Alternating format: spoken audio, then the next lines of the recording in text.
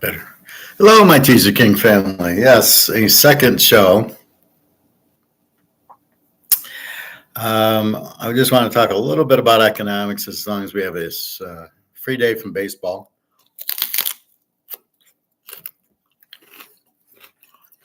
A little bit hungry after swim. All right, so this morning we talked Saudis and BlackRock trying to get you back into the Titanic. Give me the money and I'll invest it in stocks for you. Even though we all know the market's going to crash because of the inflation.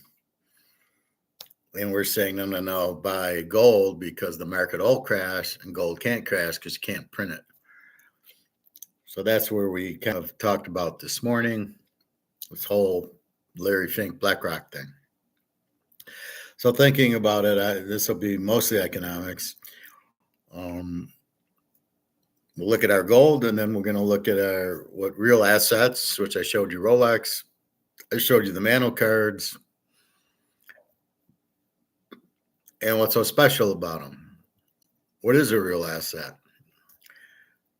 If they're limited and in small supply and big demand, the price goes up. Well, what does that matter?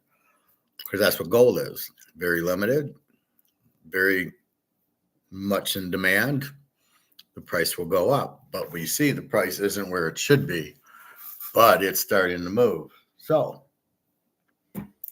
as of 5 o'clock, we got gold at 24.69, silver at 31.24.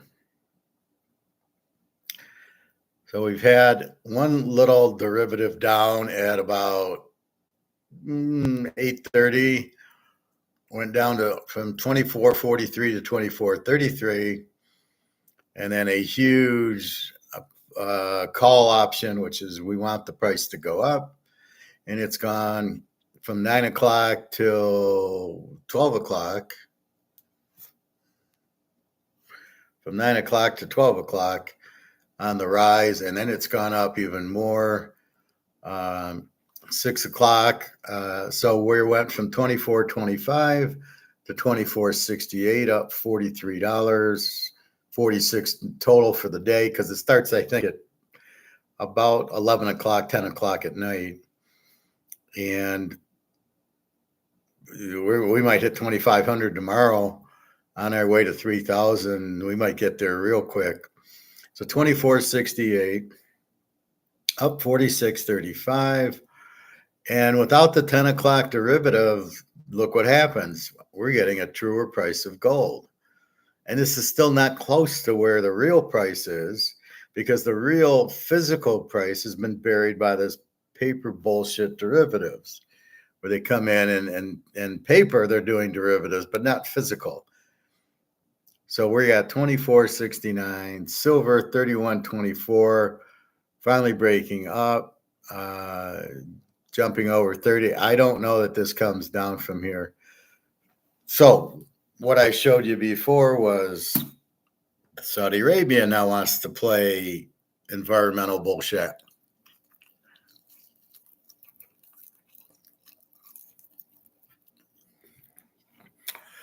So they want to do electric cars.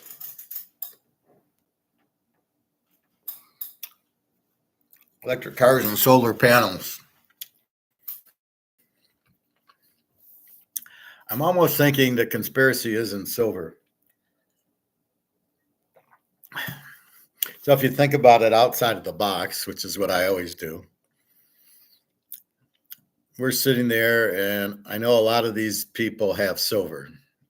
Gates, Warren Buffett, I'm sure other people have a lot of silver. They didn't do a lot of gold, but they got a lot of silver. And they see the gold price running, and they go, how do we get the silver price up? And they can't do the tier 1, and they can't do the Basel 3. That's only for gold. And the only way is demand. So what do? Well, we raise the demand with this bullshit ESG, hey, wind turbines and electric cars and solar panels. they use a lot of silver. The batteries of the electric cars use a ton of silver. The solar panels use a ton of solar. So if we take this to the nth degree, we go, wait a minute. Yeah, if we force these countries to do it, what happens? The countries do it. And like India and Saudi Arabia now and China, they need a lot of silver. China's been keeping the price down, but now it's backfiring because now India and now Saudi Arabia are going to come in and compete with China. So they should let the price rise. So it's going to cost them more for the silver. And because of high demand, as the title says, low supply, high demand means high price. Now in the free market, that's the high price. And that's where we get to the Rolex and Mickey Mantle. Hey, Greg John. Well, different topics. We got no baseball to mess around with. Nothing much in football. A couple weeks away from preseason starting. So, yeah, but different topics. The other one I wanted to get out there because of Larry Fink and BlackRock and what I saw was Saudi Arabia yesterday. And I was connecting the dots. And the Netherlands thrown in going, what are these people doing? They're putting their pensions, the government-run pensions. See, they do it like the government pays for the Social Security, where we do with the workers. We take out all these taxes out of their check, and then the government pays us our paltry little amounts, not what we should get. So, excuse me while I eat. So,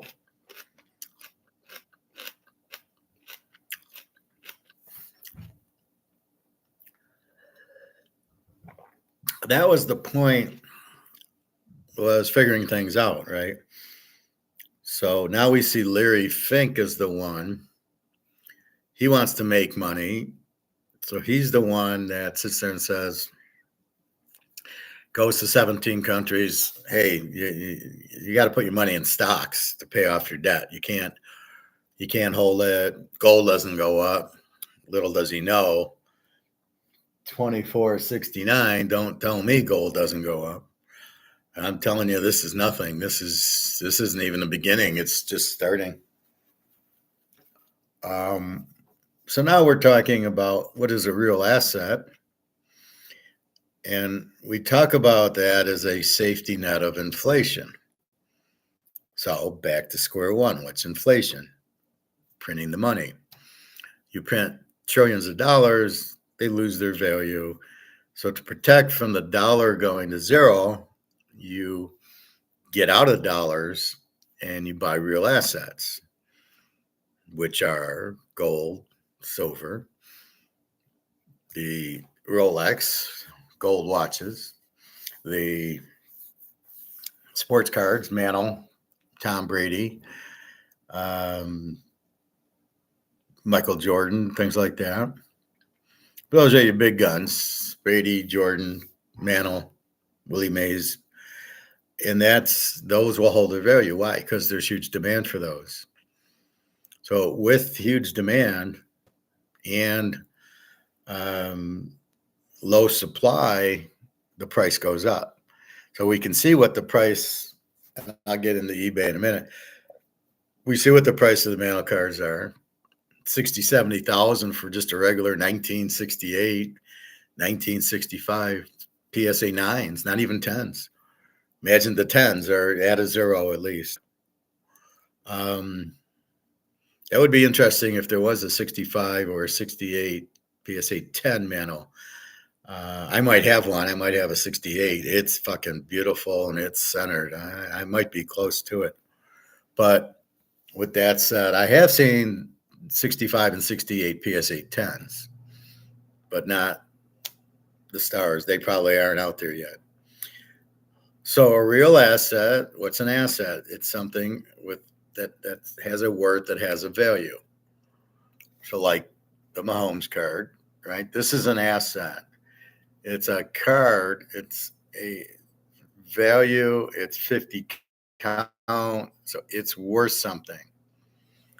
I remember at the card show, oh, it's just cardboard. Well, is a Picasso just paper? Is my Van Gogh over there? Get out of the way. Keep going backwards. Is my Van Gogh now that's a poster, but let's say it was a real one. Is it just paper? Depends what they do to it. So the asset is something tangible with a value. Your car is an asset, but it depreciates just like the dollar. So you buy a $50,000 Mercedes. Well, after a couple years and putting mileage on it, is it worth 50,000? No, because you've used it. So it's a depreciable asset, which means it goes down in value. But the Montana rookie is not a depreciable asset. It's not going down in value. That's why you protect it, and that's why you put it in the plastic. This protects it, and then you put it in the so it doesn't go down in value. The Rolex goes up in value. So the Rolex is a watch, but it doesn't depreciate. There's no wear and tear on it. So your car, you put miles on, you wear and tear it. It's run down a little bit, so it loses value. But in a mantle card or a Montana card, in the Rolex, you're really not putting wear and tear on it. The Rolex, I guess the battery is running, but it's a self-line thing that I don't really think it's losing value at all. The Rolex is a Picasso doesn't really depreciate. It's not worth less because it's older. The house, it depends on the condition. Probably doesn't lose value. Okay, the air conditioner and the heat around the furnace, that runs, so you fix that. Things like washer and dryer, you just get a new one, right? But the house itself and the maintenance, the garden, the grass, so it really doesn't necessarily go down in value. But what does go down in value is this. Now, why does this wear out? Well, it doesn't really wear out. This just happens to, the only way it wears out is if you print more.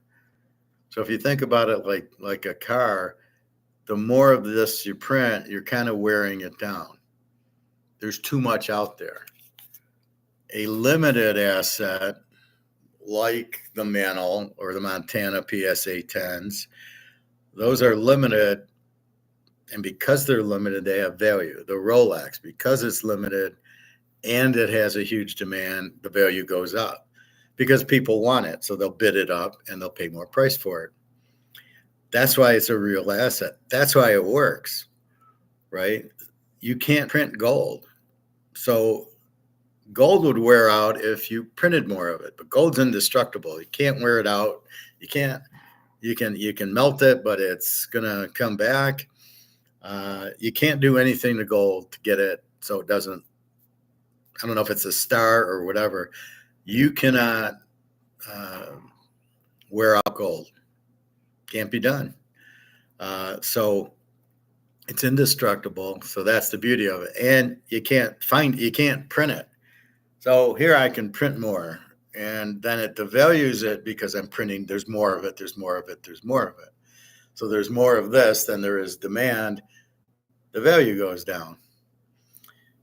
But you don't get that in a Picasso or Van Gogh. You don't get it in a 68 or 65 mantle card that's graded PSA 9. They're already out there. It's a PSA 9 or a PSA 10. They're very limited. And that causes demand to go up because I have something there may be only 100 of. The Montana PSA 10 goes up because there's very few of them that are 10s. And I know I looked and looked and looked for months, and it was very hard to find one really crisp, but centered. Really crisp wasn't too bad. You can get the corners and this beautiful card, but the centering was always off. So it was really hard. So there's very few centered. and that shows you the price of 125. So that's really what those are real assets. They have a value. They keep their value. The depreciating asset like the car or the dollar it gets worn out. The dollar doesn't get worn out as much as it just gets printed and the demand goes down so in other words, if I have the regular Montana versus the 50 count, the regular would go down in value because there's more than there is demand. So there's more supply than demand. But in this, there's less supply than demand. There's only 50 of it. So the demand for this card, because it's only 50 count, goes up, and you can't print more. So you're not making more supply. There's not 10,000 of them. There's only 50. So it all gets back to the demand for a limited thing goes, if it's wanted, goes up. So we can look at the Rolex video again, but basically the Rolexes are they take a year to make. They're very limited. And the reason the used ones are worth more is because people don't want to wait a year for it. So they're willing to pay more to get the Rolex. They want the Rolex because the prices on the Rolex go up, the same as the Montana. Since they're limited and there's not a lot of the Rolexes and the demand's there, it goes up, which makes even more demand going, oh, why buy a stock? I can buy a Rolex and I know the price is going to go up and I can wear it. And it's a piece of art, which is very attractive, which I like, which will make that go up. So you have all kinds of, reasons for the demand, right? So you want it, the cards because it's a Montana. There's demand because he's mantle. There's demand because he's mantle. And then you add a limited. So when you get a PSA 9, 1965 or 1968, now you have even more demand because it's a limited. It's a PSA 9. It's certified. I can buy that now. I know it's a real card, and I know it's mantle, and I know it's in mint condition. I'll pay more for it. The demand's there. So you're creating demand because of low supply, marketing a little on the Rolex where it's beautiful. They make the beautiful dial with the nice blues and the nice blacks. So it's a real piece of art. It's a watch, which you don't need anymore because of the cell phones. I never wear. I got a Tag Heuer. I never wear it because what do I need? What do I need to look at my hand to see what time it is when I can click on my phone and go, oh, this is the time. So that's what you have is the market creates demand. Just like we go back to Adam Smith and we have this demand for scones, right? The guys walk in, he goes into the baker, there's scones, he gets them. So you're finding out what people like, and then that's how you create demand. That's how you create price. You can raise the price because people want it, which again goes into you follow what people want. You see that they like scones, so you make them. You don't make scones and hope they like them. You see they like them, so you make them. And then the baker across the street made scones, so you could see people buying them at the other baker. So you've developed this marketing for Rolex that says there's a beautiful piece, it's expensive, it created demand, and it's limited. So I want one because there's not, it's not a dime a dozen. It's 1 in 100, right? So it's very hard to get, even though they have, let's say, 15 different Rolexes for 2024. We'll go through that again. Even though they're there, they're different prices. There's more gold in them or diamonds or whatever. What is Mantle? Mickey Mantle, baseball player. Tell me you've heard of Mickey Mantle. I hope you have, Greg John.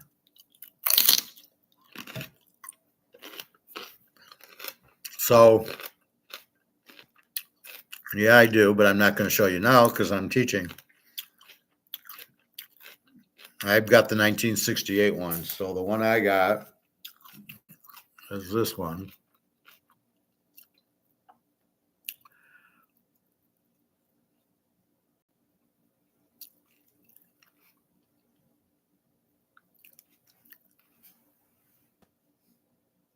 So I have this card, 1968 Mickey Mantle, and I probably have that condition. It's probably a PSA 9. So that's Mickey Mantle, played on the Yankees, 1952 to 1968. Got a lot of big hits in the World Series, so he's extremely popular. And then there's the other one, the 1965 one.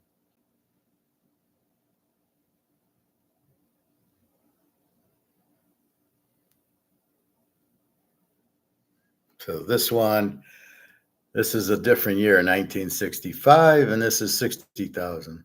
So it must be harder to get the 1968 PSA 9 versus this one, although I would prefer this one. I like the pennants.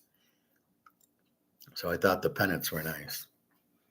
But that's Mickey Mantle as a baseball player for the Yankees. You're scaring me, Greg and George. John, you don't know that one. Everybody knows Mickey Mantle. So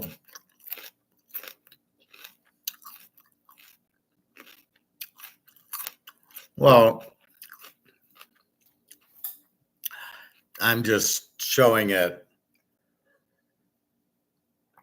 There's not a lot of them out there, so I was just showing you the price. No bids in that auction, but that's what the guy's selling it for because he thinks he can get that price.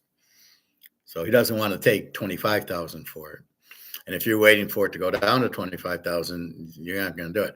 So a man, you sell it if you get your price. Otherwise, you hold on to it. Well, I'm sure there'll be a buyer close. I mean, he probably spent close to it, but you don't just put it up there. So there's no bid on the Tom Brady $8 million card, but there's only 10 of them, and he says I'm going to take $8 million. I don't know. There's 9 other ones. There's only 9 other ones. So again, low supply, high demand creates a high price. That's today's lesson. So the Rolexes are very limited, and we'll go through that one again. Again, there's strong demand for it. It's very limited. It's an asset because it's a watch, just like a car and a house and a card and a painting. So you get the market. So this guy thinks the Mantle market is 72,000. It's probably close to it. I can see you could get 72,000. I don't know what the last one sold for. I don't think you see a whole lot of them. But with what's happening now, people aren't spending their money on baseball cards, but it doesn't mean it's not worth it. If you bought the card for 72,000, that's what it goes for.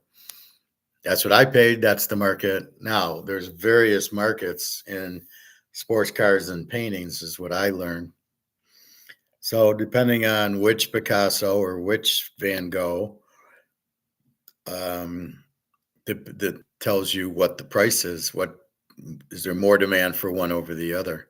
But they're very limited, especially in painting. It's usually just the one. There's but just the one. The one we look at. I've got 2 Picassos here. Obviously, they're not real. So there's this one.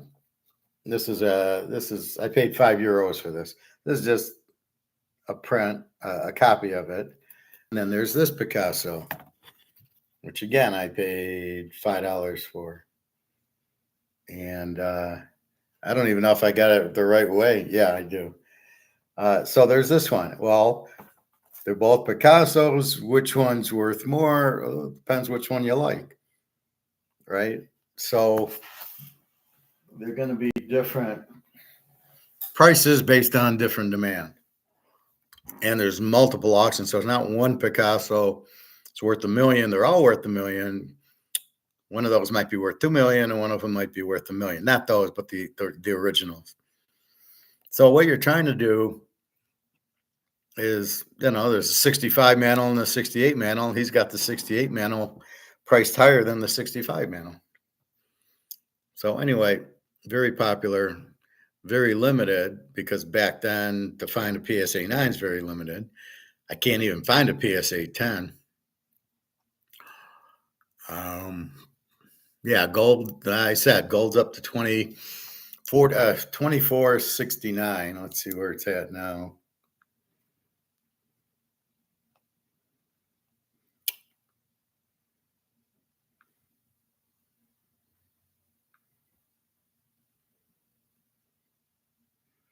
Yeah, 24.69 roughly. And then the high, we're at the high for today, 24.69. So we're right there. Silver is a different animal, waiting on that one to go way up. So the problem is that there's so many of this, it's lost its value. They've overprinted it. That's what inflation is. You've printed too much. You can't keep printing it.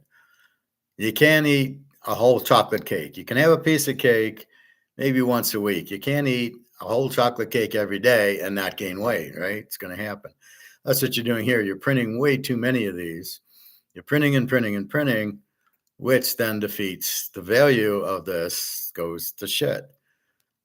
And that's what's happening also to all the paper currencies, to the euro, to the Swiss franc, to the British pound. All the paper currencies have been printed way too much. There's a certain level you can print, and then when you go way past it, they lose their value. It's just like a car. You can drive it a little, but if you keep driving that Mercedes and now you put 100,000 miles, it's not worth what it is when you bought it, right? So even if you paid, 100,000 for it and you put 100,000 miles, it's not worth what a brand new one for 100,000 is, because demand for the brand new one with no miles is worth more than the one with the 100,000 miles. So that's why it depreciates down, and it might be worth $10,000 even though you paid 100. That's the problem with the car, and that's why I don't buy expensive cars, because I'd rather buy gold and silver and mantle cards and stuff like that than waste money on a $50,000 Mercedes and then watch it go down to 5,000. That's not a good investment. A car is a car. It takes me to the gym, to the grocery store, wherever I got to go. And so I don't, I got a Camry for 24,000. I didn't need a $50,000 Mercedes. I could have afforded it, but I then took the other money that I would have spent, and I'm buying gold and silver, taking trips to Barcelona to see Picasso's museums, and traveling to meet my girls and stuff like that. So that's where you're at. You can it's how do you spend your money? And I was talking about that earlier with return on investment and net present value. So my net present value on gold is much, much higher, because if I go out 10 years on gold and bring it back to today, it's worth a lot more than the 2,400 it's at now. But what's my return on investment? Well, I paid 1,700 for this, and now we're approaching 2,500. That's $800 I've made on my ounces of gold, and it's only been 3 years. Wait till we get finished with this year. I mean, it's just going to the moon. So I got a little excited after hearing the news about Saudi Arabia and the wanting to do electric cars and wanting to do the solar panels. So the prince of Saudi Arabia is like, hey, let's make a country here. Let's just be more than a desert in oil. Let's make a city. Let's have some plants. We'll make electric cars. We'll make solar panels. Let's have an economy. So it's not all government run out of oil. That's how it used to be, right? We got oil and we'll take the money from there. And now we've got oil. But let's make it all complete like the US. Let's have businesses. Let's have people working in the private sector, and then they can pay tax, and we'll make even more money with the private sector working. So that's what Saudi Arabia is doing. But if he's going to do electric cars and he's going to do solar panels, he must have silver. So the demand for silver is there, and the light bulb goes on going, fuck, with them, with India and the solar panels, the electric cars, and China, there's a lot of demand for silver just for that. I know it, but it is money, and I know the industrial. And so as gold pushes up, it's now almost 2,500. So I go to the store, it's going to be 2,600 to buy it. Okay, that's a lot. You know what? I might get silver instead. Give me 100 ounces of silver, because I know silver is going to go up now based on the need for the batteries and the solar panels, and therefore, and it's money. So if I am buying for protection from my dollar going out, I probably want to, get silver as money and watch that price go up, because the demand will be there. It's limited. It's not as pretty as gold or a Rolex, but that's what you have. Very good, John. How old is your car? All right.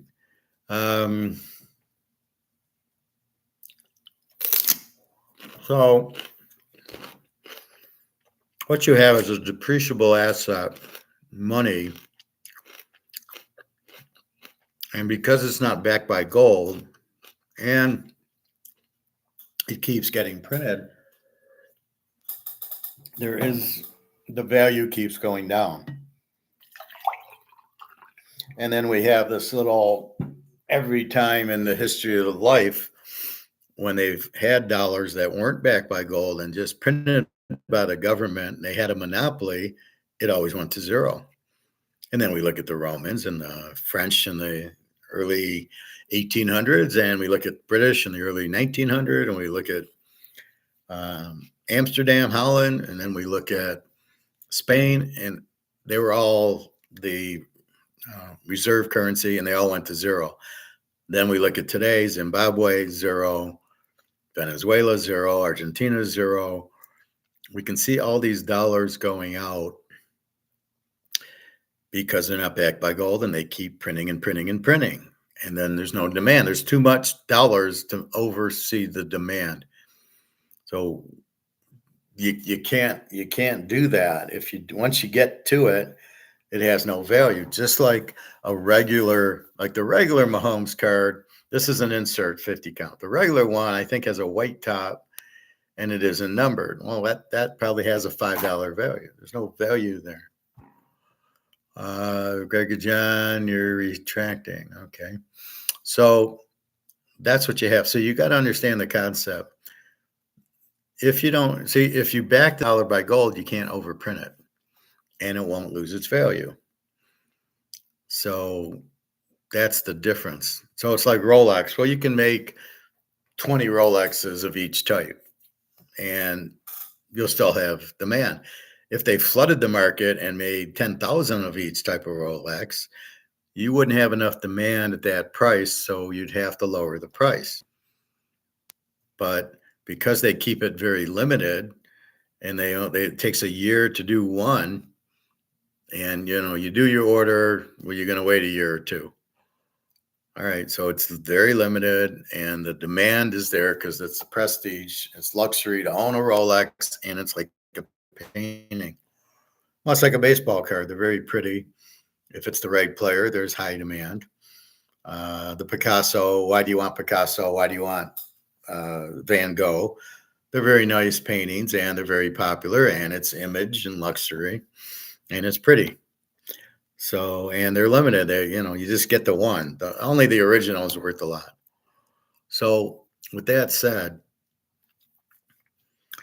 that's what you're focusing to own. But here's Larry Fink going, oh, no, you want to own stocks. Buy Apple and Amazon and Alphabet and Google and all that. Buy those instead. And you're going, but they're not limited. Are they highly demanded? stocks are a little different creature because stocks, yes, it's a bid and ask. It's the more people that bid the stock goes up. As people start selling, if there's more sellers than buyers, the stock goes down. Is it limited like an asset? I don't think it's the same animal. It is an auction. All the stocks are an auction. So it is based on that, but it is, I don't think it's limited. Like, I don't think you look at Microsoft and say, oh, it only has, 1,000 shares outstanding. Then it would be more limited. But with Microsoft, um,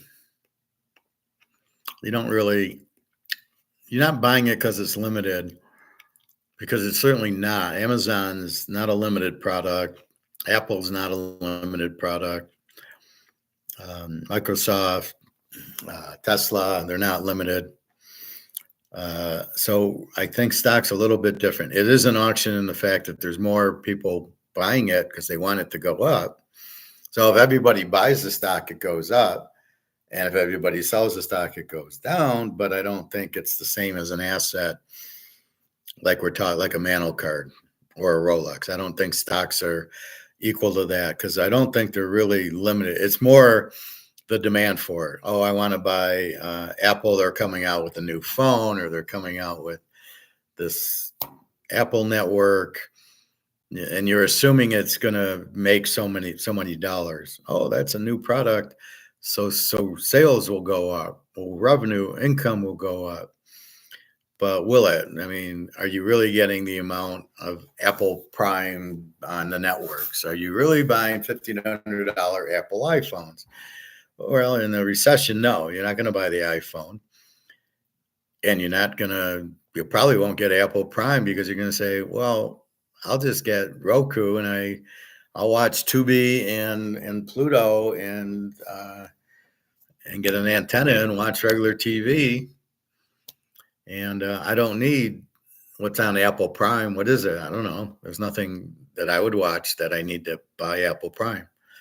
So they're not really limited to products. Like Facebook. He's got 1 billion users, so it's not limited, and the stock's not limited. So it's more of a demand, people wanting that. But at the end of the day, the Rolex has very limited amount and huge demand, and that's really the difference. And the mantle card, much different.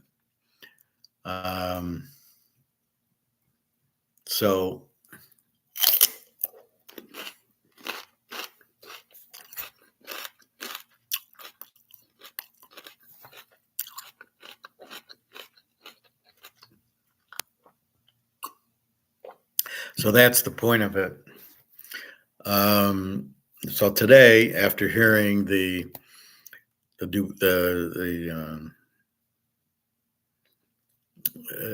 Saudi Arabia talk, how they want to get into that, the markets, electric car and the solar. So I ran and bought 11 ounces of silver today. It's pretty picked through. So I'm sitting there with the owner, and there's the one that's kind of like dark. And I said, well, if silver goes up and I bring this back, will you give me the full amount? He says, yeah, we're just worried about if it's bent or scratched or something. And I'm like, well, yeah, he's telling me that now, but when I bring it back, if it's smudged, is he going to give it to me? Maybe he will, because it's an ounce of silver, but I didn't. I just bought the clean ones that were nice. I didn't buy the other, but we'll see.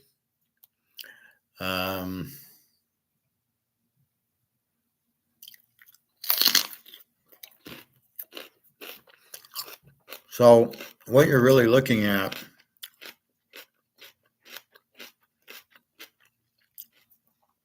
is you're getting a feel of, well, wait a minute, since they printed so many dollars that the dollars are losing everything, anything in the dollar is going to get hurt when the dollar collapses because they're printing more than demand. So if you get it simple, there's a demand for $1 trillion and you printed 21 trillion. No demand for 21 trillion.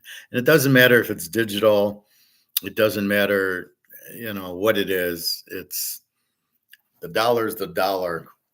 And the problem with digital is you got to keep track of how many you have. Digital dollars won't work unless they're backed by gold. Nobody wants the digital because everybody's worried about, oh, you're going to, my dollar's going to be, you're gonna track me down and tell me I can't go to the airport or I can't go to a bar or I can't go to this restaurant.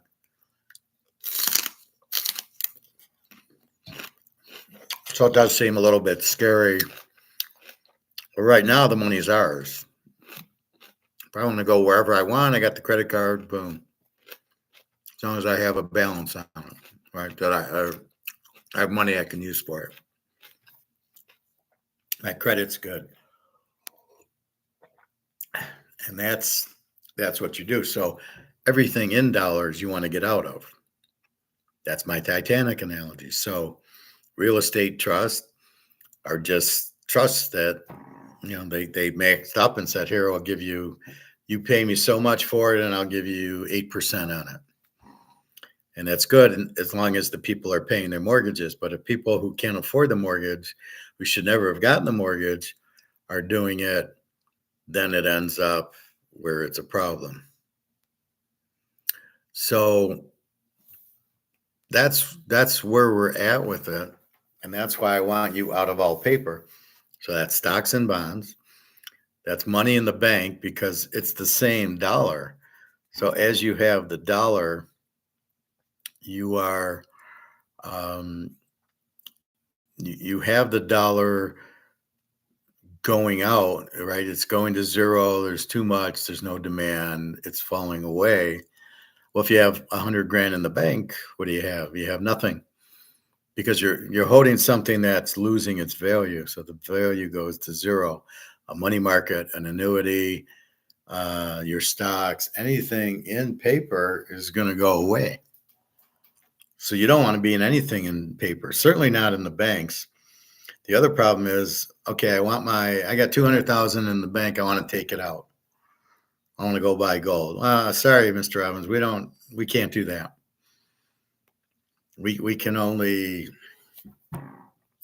We only have 20,000 in cash. We can't give you 200,000. Maybe we can order it. Maybe we'll pay you a little at a time. And then the bank closes and then the money goes out of circulation and now you have zero. Now, normally what they'll do is give you an opportunity to transfer it. So in Zimbabwe, you had 100,000 in your bank account, but it's in Zimbabwe dollars. Then they went to the gold-backed dollar and they said, okay, you can change it 1-for-1, take your money that's the regular crap dollar and exchange it for the gold-backed dollars. So they did give you time to do that. But if the bank crashes here, like, Lehman Brothers or any of those that crash, sorry, you can't get your dollars out. Or what if the bank closes? You can't get money out. It's gone. So that's your risk of the dollar going to zero, but then the money held in the bank, can you get it out? And the money held in the bank, can you, will it be worth anything, right? I can keep holding it, but eventually it's not worth anything. Oh, Howard, how can that happen? Well, like I said, look at Venezuela and look at Zimbabwe.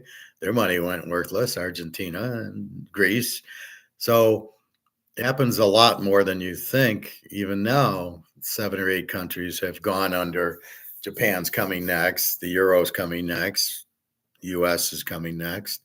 They're all pretty close to this because you're printing too much money. There's no demand. And when there's no demand, there's no value. So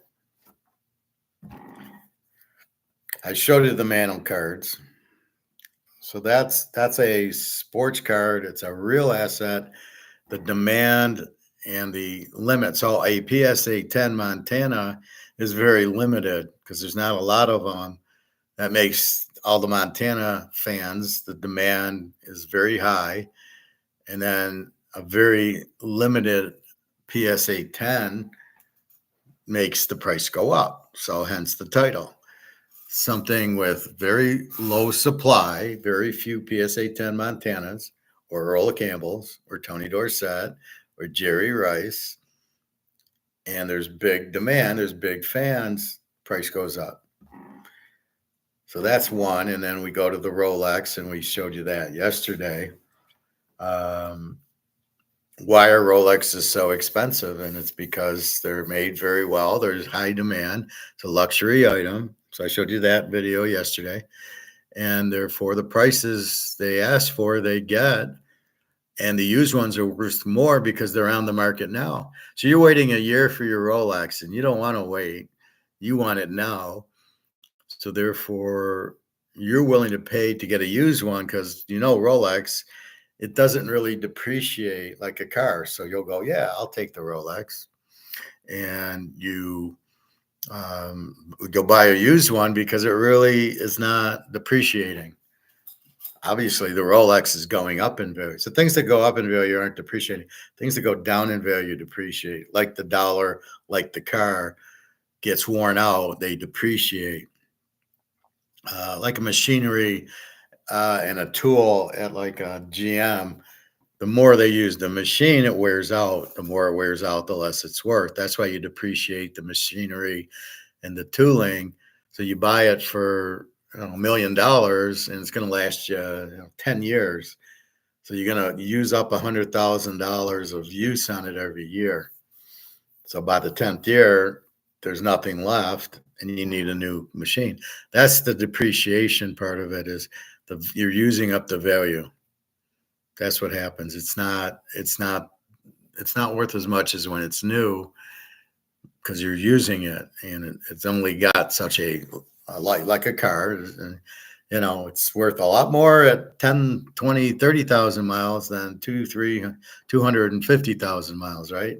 You're not going to get as much because it's worth that.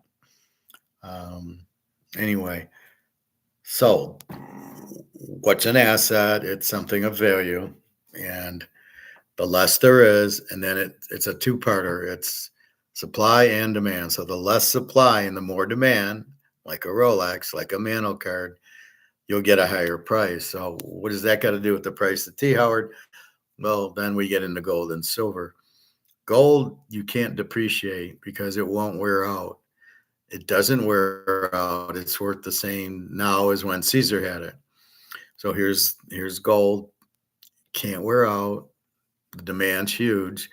And what kills me is when these people try to, like Larry Fink, oh, you don't want to own gold. You want to own stocks. That's how you'll get rich.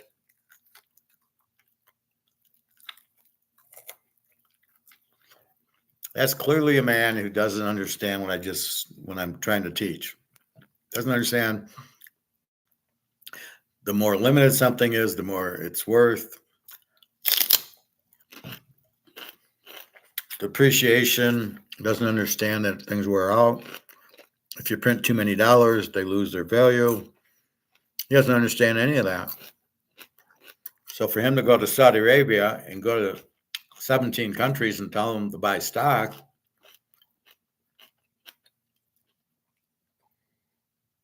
he's assuming business as usual. Oh, the dollar's not going to go anywhere. Why would it? It's been here. We can print it as much as we want. It won't go anywhere. No, that's not true. He doesn't get it. So these countries like Norway and now Saudi Arabia and the other, I think India, whoever else he went to, I think he tried to go to China, but they laughed at him like, no, we're comfortable with gold.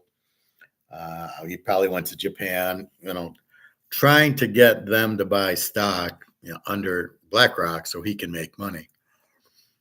And he's trying to sell it like, oh, you can pay off your debt if you do it. I know that's what's happening here.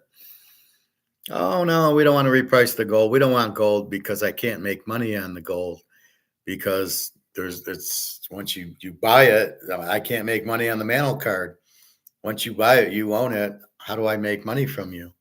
But if it's in stock, then I can make commission when you buy it, commission when you sell it, get into something else. So if I get all this money in and you buy Apple stock with $50 billion, I make a lot of commission. And then I manage your money and I can charge you fees because it'll be in BlackRock. Again, he doesn't have the money, he just manages the money like Madoff. Madoff managed the money. So this is where these countries are going out, because if they're buying stocks and we know the dollar's going out, the stock's going to go out. The stock's going to get hurt. And with the dollar collapsing and not having the value, then everybody is going to get you're going to get killed in it, because that's why I tell you don't get out of the stock market. As the dollars come back and the inflation, because we're not the petrodollar anymore, people won't want to hold dollars. Right now, you can't sell your T-bills. Nobody wants the T-bills, right? China doesn't want them. Japan doesn't want them. Apparently, Norway did, but I don't know if I don't think they're still buying them. So they're getting out. So they can't sell their T-bills because nobody wants it. Well, then what's the value?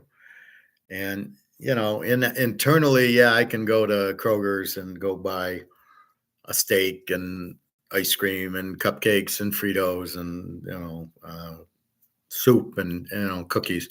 I can go buy all that, and it's still good. The money's still good there, but it's getting, it hasn't. The whole world's on paper dollars, and the whole world's printed them to death. And so all the dollars are going out. So again, that's where I get Titanic. So you get into things that they can't print. They can't do Rolexes. You're not going to get them. Picassos and Van Goghs, you can't. They're dead. You can't print them. And gold, you can't print because it comes out of the ground, and it's all out. There's nothing really left. So you can't print the gold, and you can't print the silver. It comes out of mines, out of the ground, and that's it.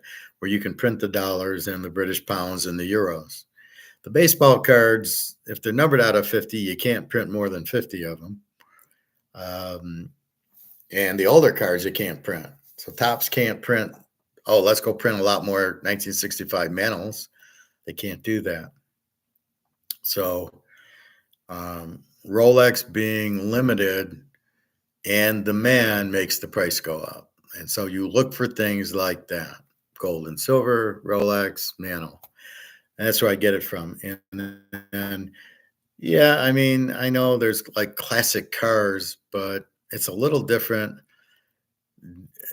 The overall demand might be there, but for, a 63 Buick or whatever, I don't know cars, a 63 Buick in, real nice condition, you might be able to get it. It's probably limited because you did it, but you got to have demand for each car. Oh, I don't want a 63 Bel Air convertible like my cousin Vinny guys. So I don't want that one, right? But I want the 64. So again, is there demand matching supply? But I don't think you're going to get huge demand for these older cars. Why do I need an older car? Why do I need a mantle card? Well, it's a piece of art. Why do I need a Rolex? Well, it's a luxury. It's a piece of car. But there's more people that will want watches or mantle cards than per se a 63 Skylark. And both cars were in a metallic mint green made by GM. So as you get that, that's the problem with the cars or the wine. There's got to be, is there enough demand for each of the things that are very limited? No, I don't think so. For overall, there's demand for the cars, but not specific, a Corvette. But there's different years. I have a Peter Max Liberty, and the problem is he keeps making more Statue of Liberties, new ones, so it kills my value because there's too many of them. and you can get a new one that's 101 for like 30,000 versus mine should be 50,000, but because you made all these Statue of Liberties, it's not worth much, a couple thousand. So that's the thing with that's the beauty of gold and silver is money, and everybody needs money. That's the way the economy works. You need a medium of exchange. So, do you need a mantle card? No. Do you need a Rolex? No. That's the other thing. You do need gold and silver. That is, you must eat and pay your rent. So you must have money, but you do not need the mantle and you do not need the Rolex. But they're nice to have and they're the most popular. Yes. So we could look at baseball cards like we look at autos, but the Brady and the Montana rookie and the mantle, the Jordan, uh, those there's a lot of demand for those few players, and you're going after more of the rookie card, right? You're going after Montana rookie, not the second year. You're going after the Jordan rookie. So there's a lot of demand for those cards specifically, um, and some specific Rolex. There's huge demand for Rolex, and then it's very limited. So that's why that works. So that's what you're looking for is real assets. Again, something of a value, something you hold, not a Bitcoin. It's an asset in the fact it has a value, but it's not limited and you don't really have it. It's just a digital thing, which is useless. It's like eating digital. It's like eating digital celery. This is real, I can eat it. If it's digital, I can't. So the Bitcoin problem is, what is it? It's not money.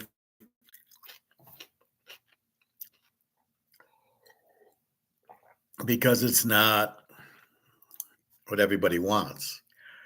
It's not accepted. I can't go to Kroger's and use it. I can't go to Toyota and use it. But I can go use. So I got to use money to make transactions, but I can't do it with Bitcoin. It's just not there. Hey, Real D. Oh, thank you, Real D. How are you today? So we're looking at real assets, mostly the mantle cards and the Rolexes, which I've been discussing the last couple of days. And then of course gold and silver. So it all leads to gold and silver.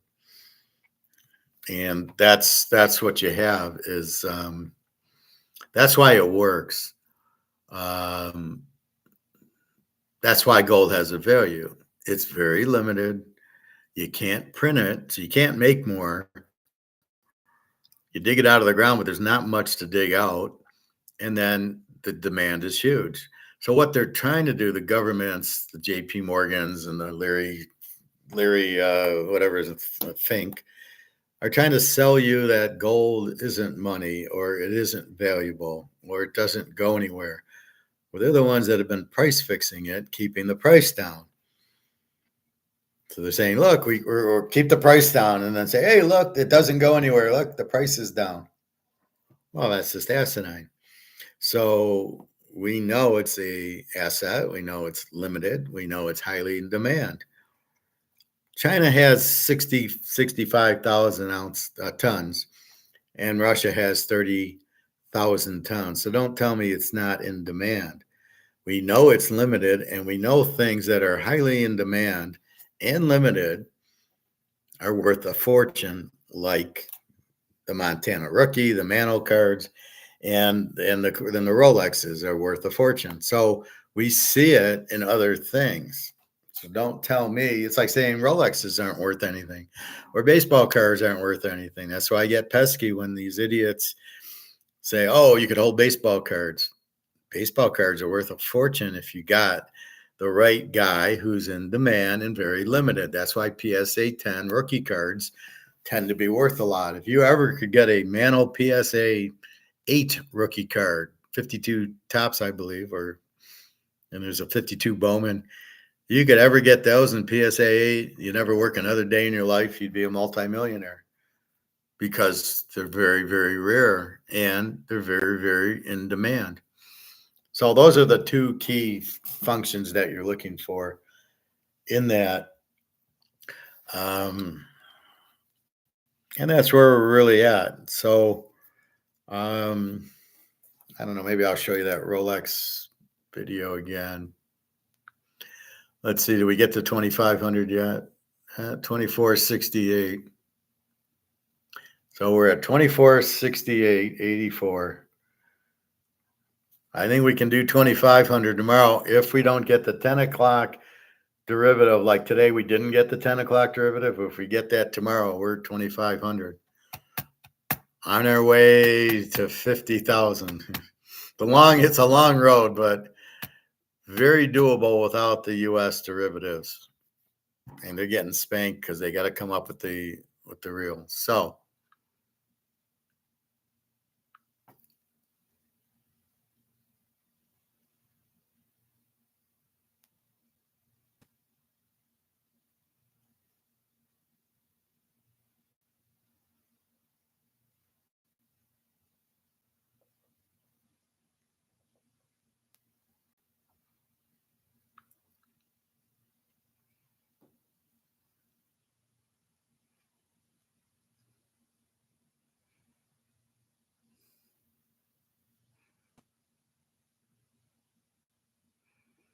good one here. I was watching Bobby the Brain Heenan.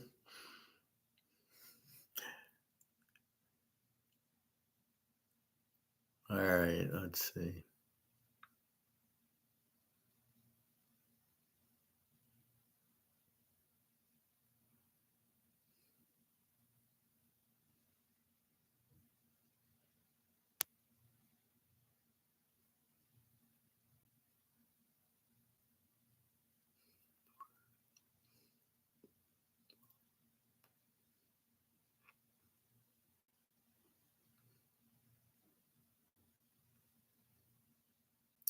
All right, let's go into the 2024 Rolex pricing. As the new year dawns. All right, so these are the 24 Rolex watches. So we can see how much they're worth. I think they start about 15 grand, all the way up to 60,000. We'll just go through the first one and near the end. There's 14. We'll go through one and then we'll go to 12, 13, 14, just so you can see the difference in the value, and where the value comes from is they're limited and demanded. So those are really the key things. And I mean, we look for it in women also. Very limited, certain type of women that you like, and then you know, and what's the other part of it? And high demand. So you see a real sweet girl. There's not a lot of them, but there's going to be high demand. So then you're going to have competition, and that's where that's why you kind of maybe give them a few dollars, because you're competing with other people. So what are you going to do? So that's kind of what you're looking at.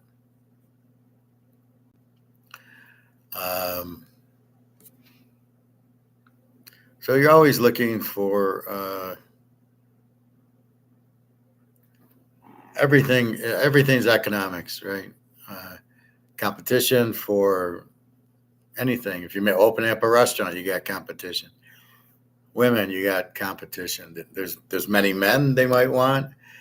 That's why you be stoic, because they'll go after the stoic guy who doesn't fawn all over them, who keeps his cool, who keeps his confidence, like the Russian people. Very calm, very friendly. Those are the people that you go after. Those are the stoic people. That's why people are attracted to them. All right, so let's go through.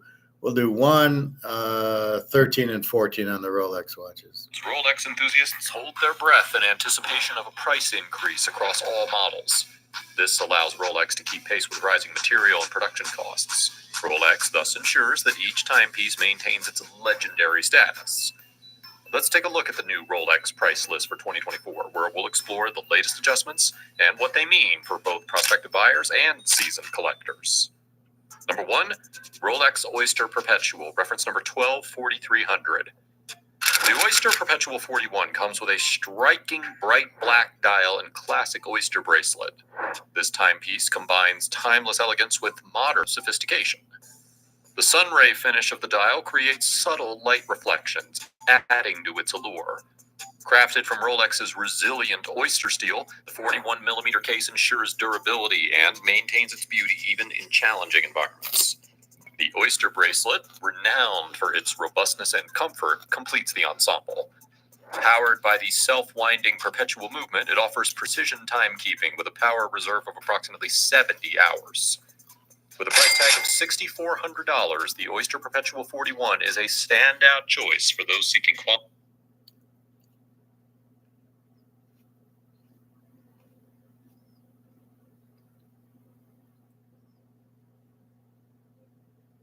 Reference number 126715CHNR.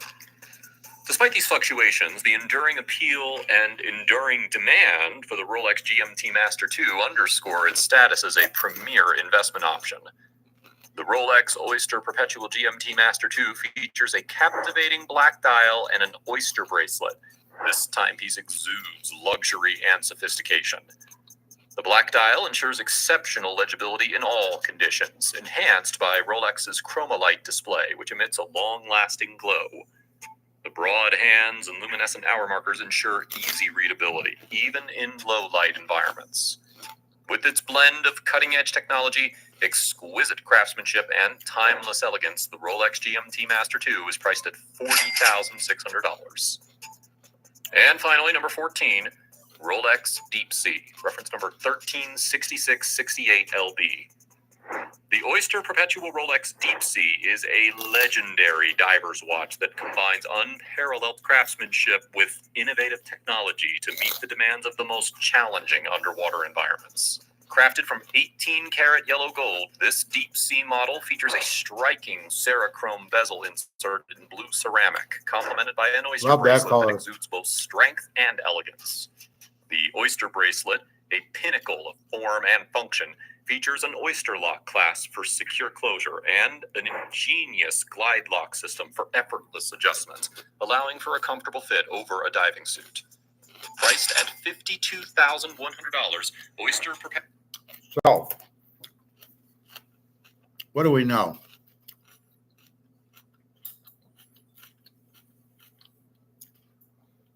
We know they're collectibles. We know they're investments. People want them because they'll go up in value. People also want them because they're limited and they're a luxury item and a name brand. So it's Rolex. You're wearing a Rolex. Oh my God. You can get one for $6,000. You can get one for $40,000. And the last one was $52,000. So they're all over the board. So it makes the $6,000 one affordable. And that's the difference. So there's different price ranges, which we go back to the antique cars. There's 14 different Rolexes at different prices, but there's demand there. So you're buying it as a collector. Maybe you get a Rolex every year if you're really rich. You're buying it because it looks nice. You're buying it because it's Rolex, sort of like a mantle. And and it's going to go up in value. So let's ask this question. You're Saudi Arabia. Would you rather own Apple stock and put billions of dollars in the Apple stock or billions of dollars in the gold and Rolex? Forget the baseball cards. We're in Saudi Arabia. Would you rather have the Rolexes and the gold and silver or the Apple stock? And, the question is, will the Apple stock keep growing and the value keep going up? But what if there's no new product? What if the competition comes in? It's the stock. What if everybody gets out of the market because they got to pay their bills? See, that's the hidden part. You own stock, but then it's like owning gold. Well, I need to pay my bills. I need, there's something came up. I need money. I can go take the gold and sell it. I can go take the Rolex and sell it. I can go get out of my stock and sell it because I need money. More aptly, though, the stock you're going to get out of because it's $100 a share. And it's an easy sell. You just go sell it. I sell 500 shares. Boom. All of a sudden, the money's in my account. Then I got to transfer the money into my bank. If it's an IRA, you pay tax. If it's not an IRA, you don't do anything. And that's it. And that's where you're at. So that's the point of it. It's, are you more apt to sell the gold? But wait a minute. Wait, if the stock's in dollars and the dollars collapse, then I'm fucked, right? I can't. What do I do? Oh, the dollar's not going to collapse. Well, they're printed 150 trillion of them, and we're not the petrodollar anymore. Why won't it collapse? You've printed too much. You've printed more than demand. That's always what kills anything. Is there's more supply than demand, the price goes down. That's an automatic. If there's more demand than supply, like gold and like the mantle and the Montana and the Rolexes, the price goes up. But if you've got more dollars than demand, then price goes down. And if you have a $36 trillion debt, why would I take an IOU? Why would I want US debt? How are they going to pay me back? They can't pay back the 36 trillion. They're going to default. So why would I want a treasury bond? Right? So if I'm Norway, I'm fucked because I'll never get my money back. They have billions of dollars in US debt. If I'm Saudi, I don't want to do it. And why own a stock valued in US if the dollar's going out because of the debt, because of the heavy printing and the inflation, meaning the value is going down and down, and we can see it. 2-liter Coke's $3. Well, that's the inflation. Now, the fact it doesn't go from 3 and stays at 3 doesn't mean inflation's coming down, because the way they measure it's ridiculous.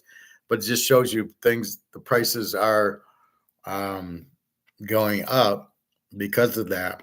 Even the Rolex guys, what did they say? Well, my costs have gone up, so I'm going to do price increases. The difference is in Rolex, it's very select audience. It's not the everyday guy. You got to have, or maybe the $6,000 one, but the $50,000 one at the end. Who the hell's buying that? I mean, only millionaires, right? So that's what happens. So that's your Rolex. So if I were the Saudi king, or I think it's the crown prince, why would you don't want US debt? You'll never get paid back. Do you want stocks? I wouldn't want stocks because, like I said, the market's going to collapse. It's in a bubble. It's way too expensive. Forget the bubble. It's the US dollar coming back, going out, because you've got too much printed and too much debt. And again, you can't just keep printing. So I'll take you back to that Hitler one, where he's counterfeiting the British pound to dump on Britain and put them out. And the English did it to France in 1795. They printed all these fake French francs and dumped them in France, and then they burnt the dollar because there was too many. They weren't worth anything. Well, why can't they reverse the inflation? Because you can't. Once you get all this dumped, it's all over. There is no let's get rid of it. So they couldn't, they burnt. Well, why didn't they just burn half of it? And then they'd say, look, there's half. Because once it's gone, it's gone. So you can't come back from inflation. You have to come out with a new dollar, like they did in Germany in 1923. They got rid of the Deutschmark for the Reichsmark. And even that didn't last. Eventually, Hitler had to steal all the gold, which is where I was at the other day with Hitler. And I remember the guy said to him, yeah, Hitler, you're broke. And he fires the guy, and then he starts stealing all the gold, because the gold, again, you can't print and you can't inflate, and it always holds its value, and there's always demand. So that's why if I am the Saudi guy, I'm in Rolexes and I'm in gold and silver up to my neck, which he probably is in it. But here's Larry Fink buy stocks. Who the hell would listen to this guy? So he went to 17 countries. I don't know that all 17 listened to the guy. I certainly wouldn't have. I wouldn't have even met him.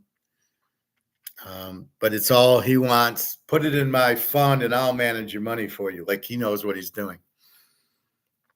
So that's really the problem.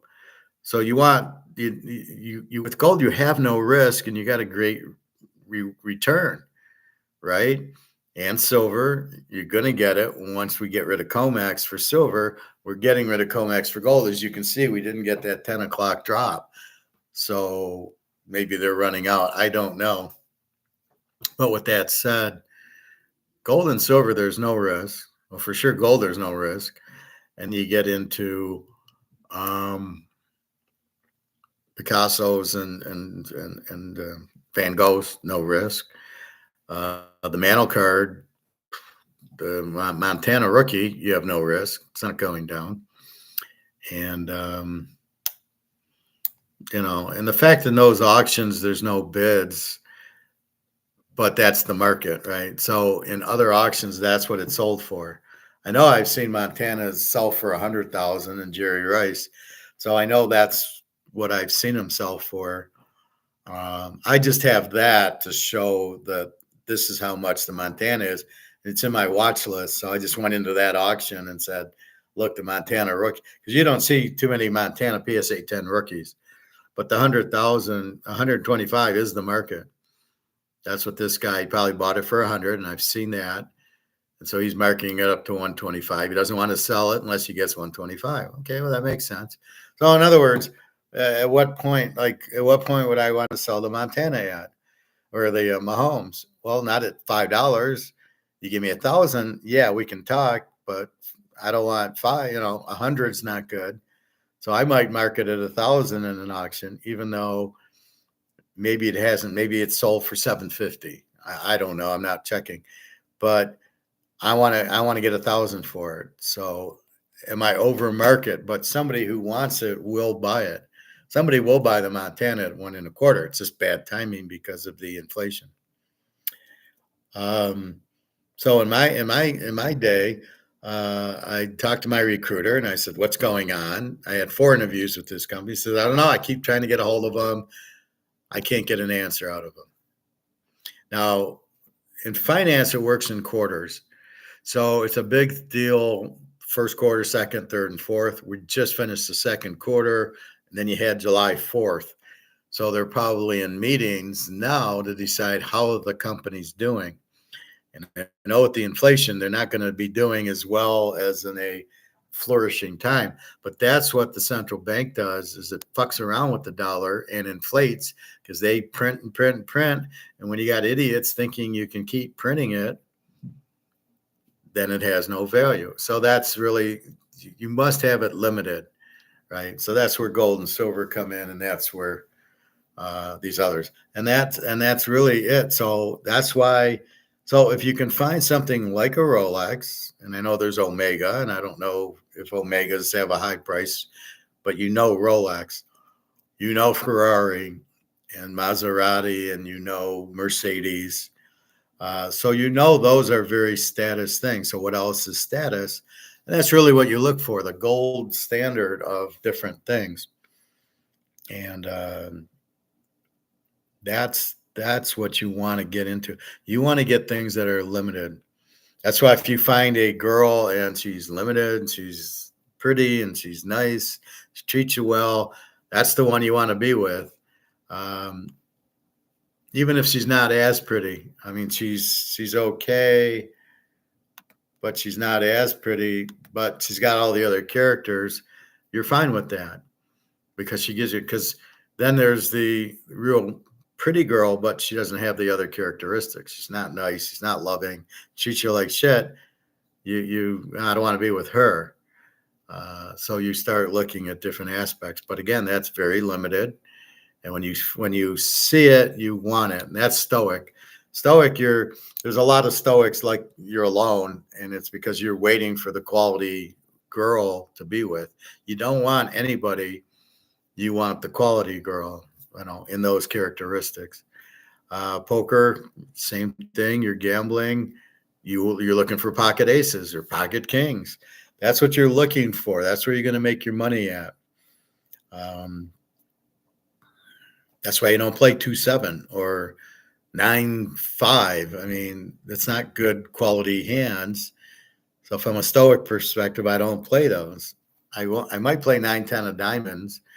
I won't usually play Queen Jack because maybe for $2 and hope I hit the flop, but I don't want to hit the flop. I want to have aces or kings before the flop. Even if I play ace king and it comes 7, 8, 9, I'm fucked. My ace king is meaningless. So it's always the quality, the stoic, the limited that you want to do. So we've found these assets. So I take you to baseball cards because this is sports. I take you to Rolex because we know that's worth it. I take you to Van Gogh and Picasso because I've been there. I've been to each of those. Beautiful Van Gogh museum, very beautiful, and the Picasso is very nice. And that's really what you have, but they're so expensive, right? A genuine Picasso is going to be $1 million. So if I'm really rich, then that's what I buy: gold and silver, and Rolex watches, and all the Mantle and Montana cards I can get, and Tom Brady's, and and a Van Gogh and Picasso. Now I've diversified my portfolio. Did you hear me buying stocks in that? I don't want a stock. Stocks are they don't just go up, by the way. And we saw it happen in Assault on Wall Street. The guy was in a real estate trust. How can real estate go bad? Because if you give the person who has the mortgage and he has no credit and he's not got a job and he can't afford it, he's going to default. And then these firms are going to fuck us over and say, let's just dump the paper, dump the contract. Whoever owns the contract, you just got fucked. Now it's worthless because we just dumped it. So that's why you void the real estate trust, and that's why. And then commercial real estate's all going belly up, and then so you don't want anything to do with the real estate trust, and you don't really want stocks. I mean, the whole stock market's collapsing. I saw today it's 40,000, and it's I can see it's Norway and it's Saudi Arabia and probably India buying Apple and Amazon and Meta, and why I don't know. But that's a Ponzi scheme because they're not worth that much. You're overpaying, right? And that's why we like gold and silver now. Well, we like it for many reasons. One, it's well underpriced, right? It should be 20,000. You're getting it for 23, 2,400. And the silver, way underpriced. So A, we're getting it underpriced. B, you can't print them, so they're very limited, and they're very much in demand, even though Larry Fink's telling Saudi Arabia, wait, China and Russia and the BRICS countries are buying gold heavily because they know the dollar's going out. And once it does, and with this $36 trillion debt, it's all gone. So once that goes, anything in dollars will be worthless. So stocks will be worthless, especially in US dollars. So why do I want to fuck around with stocks? They're not undervalued, especially those, the Apple, the Amazon, the Meta, Microsoft. Those are not undervalued. Where's the profit in that? I showed you the PE, which is the price versus the earnings of the companies, like 65, 70. They're way overvalued. And then I showed you Coca-Cola was 25. I'd rather buy Coke at 25 than these other ones. And that's what you'll have. Coke will do better because the interest rates are high. So at the end of the day, I can afford a Coke, but I'm going to buy an iPhone for $1,500? I don't think so. So that's what the point of it is. That's why you go after um, highly demanded, limited things that you understand. And in gold and silver's case, they're undervalued. In Rolexes, the new ones are undervalued because the used ones sell for more than the new ones, right? So you get a pretty penny for Rolex. Let's go to eBay on Rolex. Let's have some fun there. Let's party there.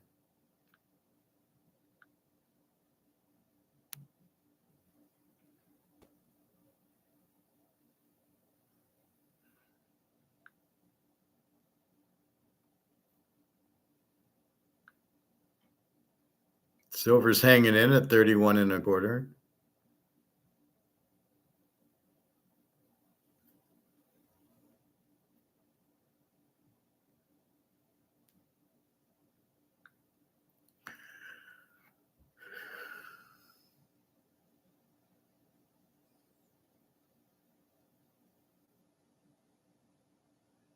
All of a sudden, you got a Maple Leaf at 25.83, and you got a Cougaran at 25.61. And wow, quarter ounce 784.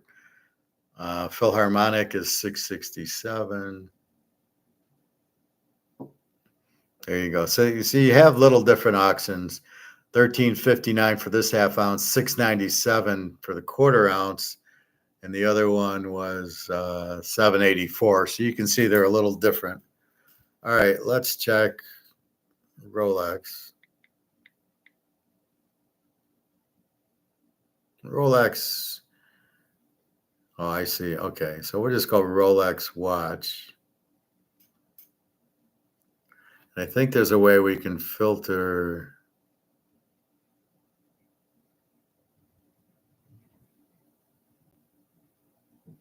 Oh, I don't want to. Oh, okay. So let's look at the sold ones.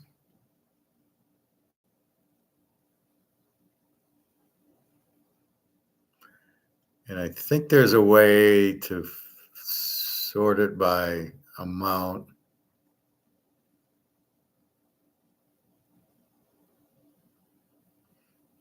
Yeah, so in the sort, I can go to price and shipping highest first.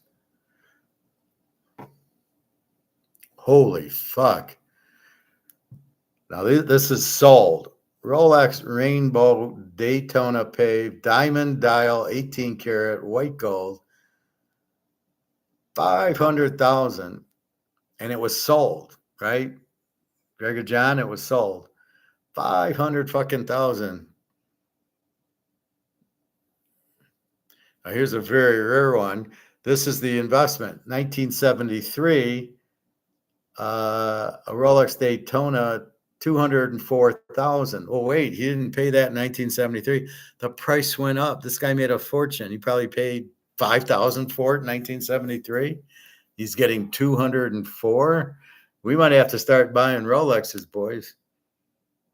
Here's a brand new one. Rolex Daytona blue dial watch, new, sold May 6th for 106,500. I know I looked at, we just went through the prices and I didn't, the highest one was 50,000. Here's a 1983 one, and he wanted 100,000. So here's where you're talking, Greg and John. Here he's got it for 120, for 100,000, and he took less. That's what the Montana guy would do, 125, but he doesn't have best offer. So 125, he might take 120. But I won't get 120 if I don't ask for 125. So here's, let's say you got 95,000. That's the only thing I don't like is when he doesn't get it, they don't show you what it went. Here's 94,000. These are April. These are all sold April 20th. A lot of these are these Daytona. Rolex Cosmograph Daytona Ice Blue. I like the Ice Blue. 86,000. So it was 107. He lowered it 86,000 from Japan. Sold June 24th, not too long ago. Here we go. 80,000. Rolex Dweller Gold with custom 45 karat white versus diamonds, 79,000. So you can see there's diamonds in that one. Very nice. And then we'll go through one more. So here's Rolex Daytona Leopard Factory Sapphire Diamond 18 karat, 75,000. Beautiful watch. So those are, they go up in value, and they're collectibles. So the one guy, 1973, he's getting, what did he get for $500,000? He got $500,000 for a watch that he bought in well, no, that's not even that one. That was a new one. That was a brand new one. And the guy in 1973 got $205,000 for his Rolex. That's what a collectible is. When the Montana goes for 125, that's what a collectible is. I paid $100. If I get it graded and it's a 10, forget about it. That's 100. That'll be worth 125. Now, later on. So what would you rather have? So the Rolexes are pretty pennies because now what happened to the first guy? Rolex Rainbow Daytona. It's a new watch, so he just got it. I don't know. He didn't spend 500,000. I didn't see that on the list, but okay. But he got five, and it's new because the waiting list forces people to overpay, especially if more than one person wants it. So if it's a nice watch with diamonds, I don't think the watches we saw had diamonds in it. So what you got is with the diamonds, I mean, you're able. I doubt he paid $500,000 for it new. I mean, why would he sell it for $500,000? But because they take a year to make, and there's a list, because of all that, that's what drives the price up. And I need it, I want it now. The baby in all of us, I want it now, like Herman Munster. I want it, I want it, I want it. Then he's able to get more money, especially if there's another bidder. $500,000. The guy I love is the 1973. He didn't pay much more than $5,000 for it. $205,000. So as our gold accumulates, so if I'm the guy in Saudi Arabia, I'd be buying these and gold and silver, and maybe some nice mantle cards in Montana and Willie Mays over buying stock. You got to be kidding. Hey Nick, yeah, I'm fine. I finally healed up. My vertigo is gone. There's exercises if you ever need it. I could email it to you. My side, I just had some fat got stuck in my roast, and it got stuck in my ribs. And it was a little, like, am I okay? But I got rid. It went through the system finally, and now everything's fine with those two things. My back sometimes gets sore. Like if I go to the lake and try to walk a mile, my back tightens up on me. So I just got to live with that. And I stop about halfway through and I go stretch against the fence, and I'm able to walk. I'm fine, going there, when I'm not losing my wind. It's just the back tightening up. Remember I said years ago I was getting a Rolex. So glad I ended up doing it. Oh, that's very good for you. I remember asking you about a Rolex as investment, and what did I say? Did I say yes? I hope I did.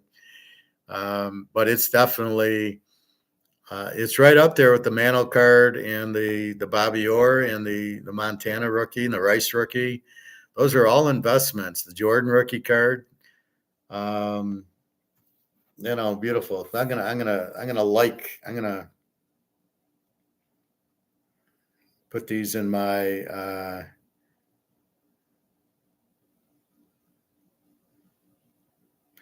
where. Holy fuck. Do you have this one, Nick? Rolex Sky Dweller. Holy fuck. Look at this one.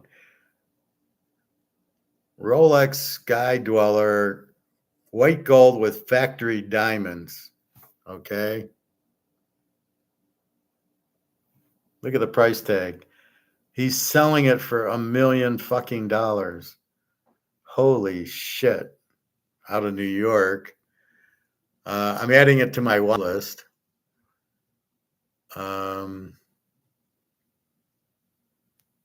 Wow.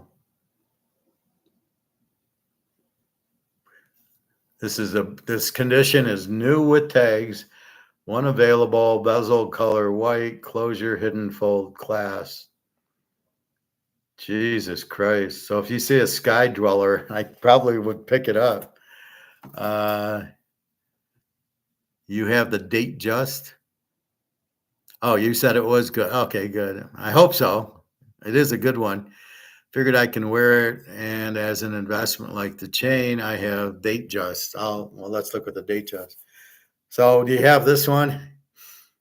Do you have the sky dweller? I mean, fucking $1 million. You know, so now you understand why gold doesn't go up. People are buying these as investments, but they're very limited. They take a year to make. Yeah, I know you're going to make money on it. That's a no-brainer, and you can come here and sell it. These are sold. Or no, I don't think this is a sold one. So let's look at Nick's. A date just. That's the name of it.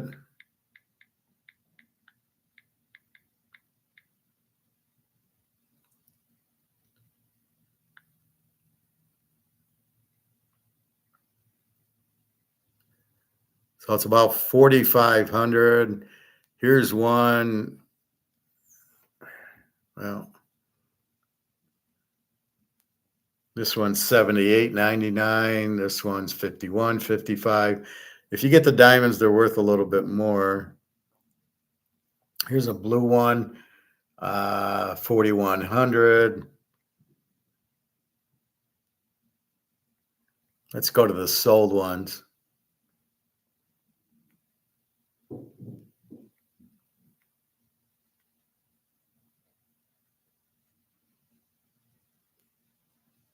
And then let's sort it by price, shipping, highest, fast.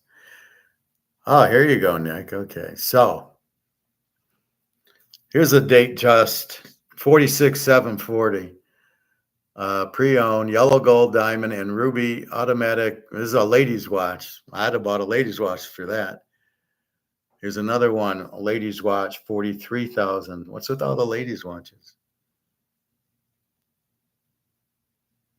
Here's a nice one, 31 millimeter oyster, ever rose gold pearl. This is probably a men's watch because it doesn't say ladies. Very nice. I do like the blue one. Here's a master going for, well, went for 30, so he probably took 25, 27. Here's a nice one, 29.5. Unpolished Chevrolet Diamond Jubilee, date just, 18 karat gold. And so there's no diamonds in this, 30,000. So that's a beautiful watch. So you can see, you can, if it's limited and there's demand, the price will go up because there's more demand than supply. And that's what a Rolex is. They take a year to make, and they say, Nick, the used ones are going for more because people don't want to wait. So if you were to sell yours used, you would get a lot more than you bought it for because the market is that. Now with the inflation, we should all go buy Rolexes because before this goes to zero, if we can get this. So like today, I went and bought 11 ounces of silver at $33 an ounce. It cost me $3.63 for my silver. Let me show you. I have them out.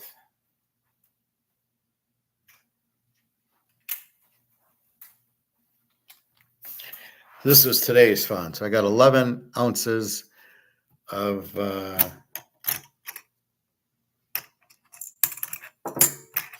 this one's a little shinier than this one. Actually, I think they're the same. So there was this one, and then there was this type, which wasn't as shiny. So I asked the owner, I said, does it matter if they're really shiny or not? He says, it's just the way it was finished. But They all give me as long as they give me the 999, 1 ounce of silver, 1 troy ounce, and 999 fine silver, 1 troy ounce, 999 fine silver. I'm a happy boy. So I just got 11. I was thinking of getting a 1/10 of an ounce maple leaf. Now his maple leaf and his eagle 1/10 of an ounce are both 289. I remember getting maple leafs at 249 when the eagle would be 279 and that was 249. So now they're both 289 on its way to 300 with the way these prices went up. So again, gold is up to 2469 on its way to 2500 on its way to 3000. Where's Luke when you need him? He's always, will it go up when? And then here you go. The Datejust, nice metal pickups. Glad to see gold prices moving again. Well, they never really stop. It's the derivatives that have been holding them down, I think, are gone. I was showing it didn't do the 10 o'clock drop. So let me show you that. Well, that's Rolex for you. They're worth a ton, especially the ones with diamonds, and the prettier they look. So here's gold. Look at, there's no 10 o'clock drop. It dropped at that's about 8:15. It dropped $10, and then it goes up at 10 o'clock and never dropped. Well, if we're getting away from the 10 o'clock drop, you're going to see this every day. This is what should be happening. And I know the Chinese are trying to do the derivatives that only go up. And if you have to have the gold, JP Morgan does not have the physical. And they're getting their ass kicked. So if you did an Eddie Murphy today at 2,400 and says, I'm going to short it, so I'm going to sell it at 2,400, I want to buy it at 2,350, you're fucked. It's 2,468. It's not coming down to 23. You won't see 2,300 anymore. I'm pretty confident, since we're almost out of the derivatives, COMEX is gone for gold almost, maybe a little bit left.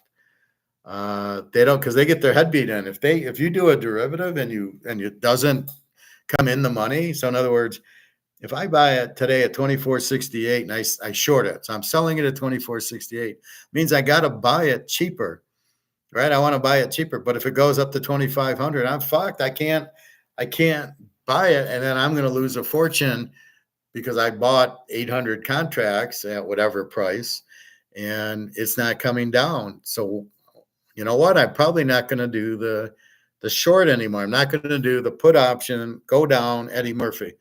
Probably not going to do that anymore because I'm getting you lose a lot of money.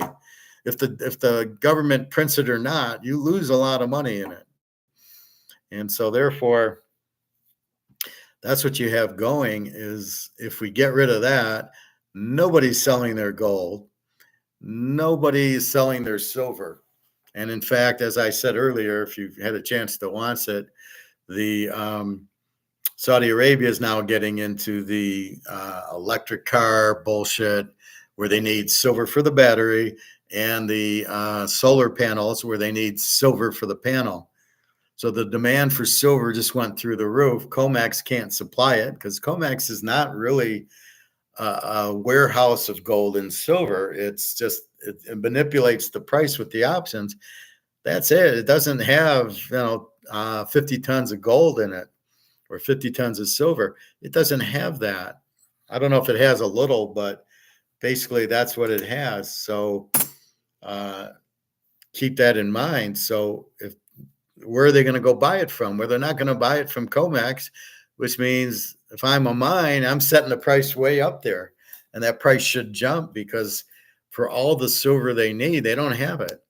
Silver is very limited, 500,000, not as limited as these Rolexes, not as limited as my 50 count Mahomes card, but it's still limited. Gold's obviously much more limited, but it's still silver, it's still money, and it's used in these batteries and solar panels.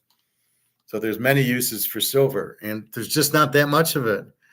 I mean, whatever you want to say, there's only 500,000 tons at 32,000 ounces a ton. But if they're making all these batteries and solar panel, I mean, how many, they're going through 2,000 tons here, there, and everywhere. And how much is out? I know a lot of people that have silver. Look at Luke. He's got 2 big boxes of the silver. I don't know. What has he got? 1,000 ounces to each box, or 1,500? Multiply that by a bunch. And that doesn't include all the Tesla silver to make their car batteries and all the solar panels that need it. And they can't replace it.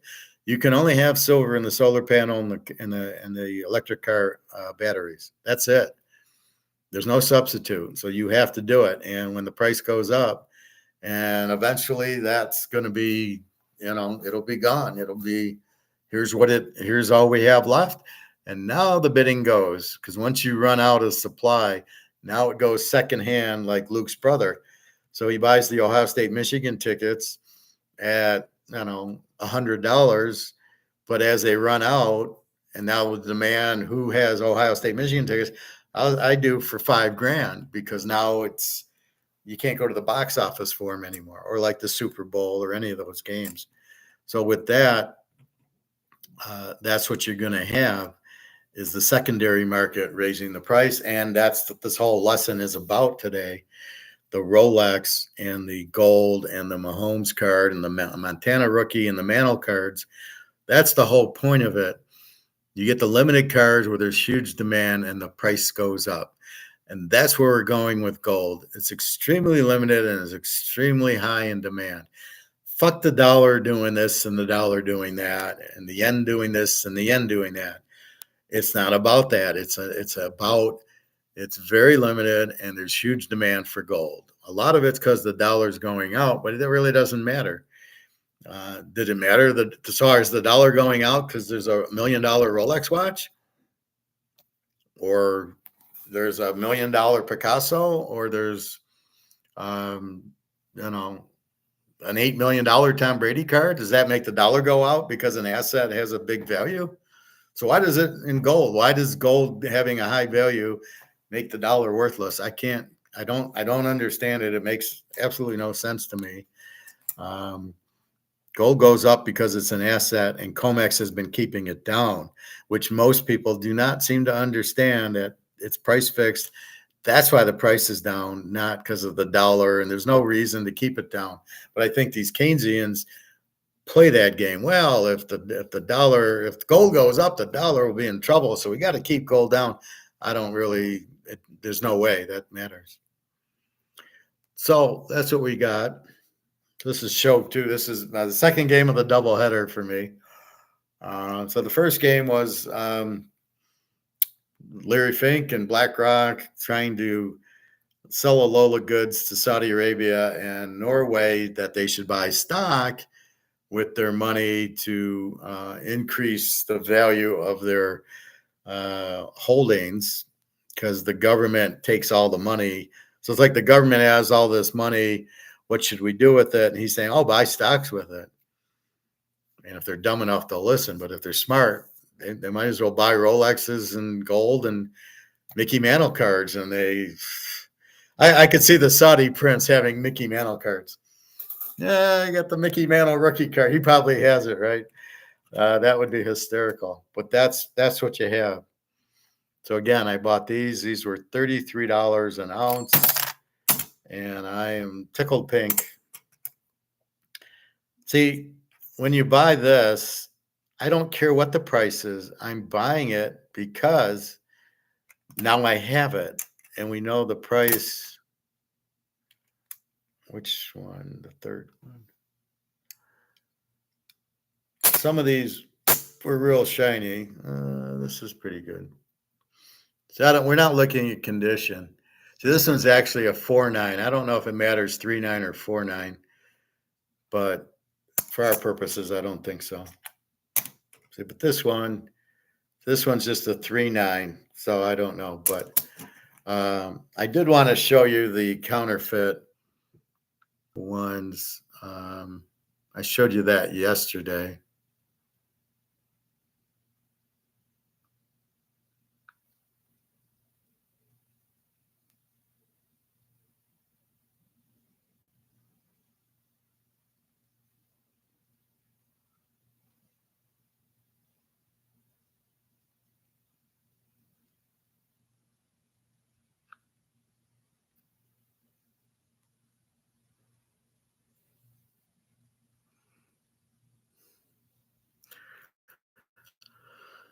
So here's how you don't get screwed with fake gold or silver.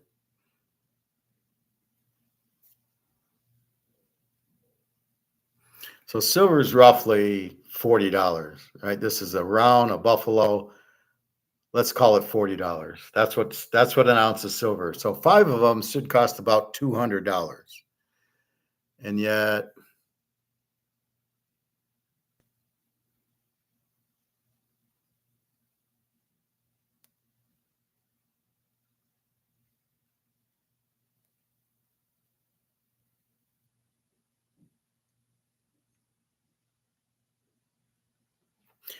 we see these 3 auctions. A lot of 5 should be 40 apiece, should be 200, 200, 200. But look at the prices. 122, 123. These are scams. These are Ponzi schemes, right? This is not possible. Why would you sell a $40 coin, which is $200 for 123? I mean, it makes no sense. So you're not even, this is like $25, roughly $25 a coin, but they're going for 40. Why would you sell a $40 coin for 23? Because it ain't real. Right. So if I wanted to sell this would be, I'd sell it for $40. I bought it for 33. I'd sell it for 40. That's what I do with it. Right. So if I wanted to auction it off, $40. Why would I take 22 or 23 for it? I just paid 33. So why would I do it? So this is how you tell a counterfeit auction. The math doesn't add up. These should be 200, too good to be true. Then we go into the seller.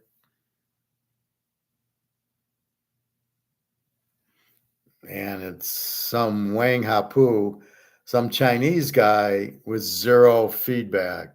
So red flags all over. He's got no feedback because he doesn't.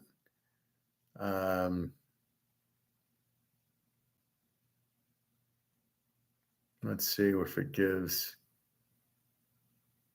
Actually, this guy, the shipping's from Houston. About the seller, it doesn't even give his. Normally, it gives the country, like China.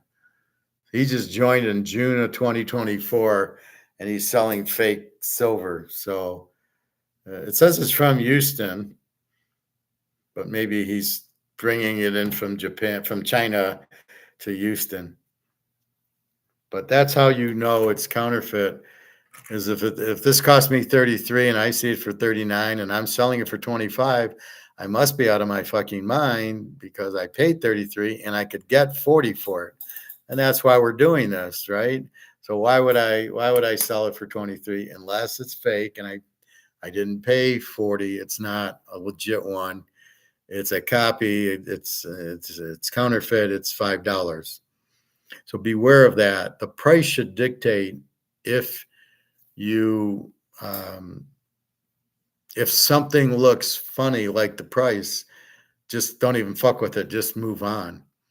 There's no reason to buy these 5 at these prices when you know you're going to get counterfeit. And oh, you can return it. Yeah, good luck trying to do that. You'll say, hey, I want to return. This isn't really silver, and that they won't care. So even though here,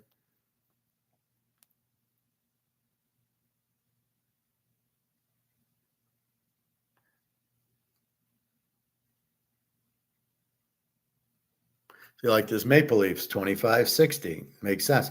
This one's 1,300. It's a half ounce. That makes sense. So these prices make sense. So it's good. These prices don't make any sense. My $1 million row. So I got $1 million Rolex and a $7.5 million Brady. It's funny, he made it 8 million. And I don't know what he's monkeying around, 7.5. And I know Greg John, there's no buyer yet. It's fucking Tom Brady, nobody has 7.5 million lying around. I'm not sure if I would put it in Brady or Rolexes, but getting excited with the Rolex because Never really paid much attention. And the used ones are worth more. So Nick, your used one's worth a lot more because the waiting list is 1 year for the Rolex, right? Because it takes a year to make it. So you go and you can't buy them online. So there's a jeweler a mile away. I can go to the jeweler. They got Rolex in it. There's a big sign. And you could go ahead with the Rolex and you could order it from the store. And you're going to wait a year. I don't think they have any actually there. Maybe they do.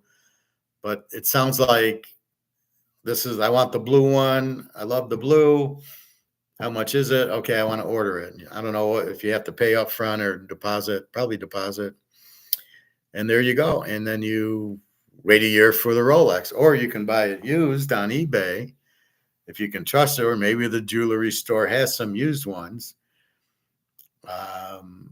I don't know. Like, so this $1 million one, would I be better off going to this jeweler? It's a high-end jeweler. Would I be better off? That's where I got this from, right? The same jeweler. Would I be better off going to the jewelry store and seeing what I could get for a used one? Because I'm sure they would love to sell it. They can mark it up, and there's not a lot of Rolexes you can get off the shelf. You've got to order them. The new ones you're ordering. The used ones are worth more. And it's a really convoluted, very unique that the used one's worth more than the new one, but it's because of the weight and it's very limited, which you know. I wonder if there's if there's supply numbers. Like this we know is 50. What is the number of, how many of these watches are there? Is it 5, 10, 100? Obviously not a lot for the $1 million, right? So I was in the car yesterday, and we'll change subjects briefly. And Shotani was in Detroit over the weekend, and apparently he hit his 200th home run. And some guy got it. He didn't catch it. It hit and rolled around, and he grabs it. And the Dodger team guys went up and harassed him for the ball and said, you won't be able to sell it on eBay and da-da-da-da-da. And the guy's like, golly gee, Gomer Pyle. And he's like, oh, you want it back? Sure, I'll give it to you back. Now, I don't know what the value of a 200th Shotani home run is, just because it's 200 versus 199. I wouldn't have given it back. I mean, would you guys have given it back? I would not have given it back. I would have kept that ball. It's my ball. Get the fuck away. Tell them all to fuck off. This is my ball. I got it.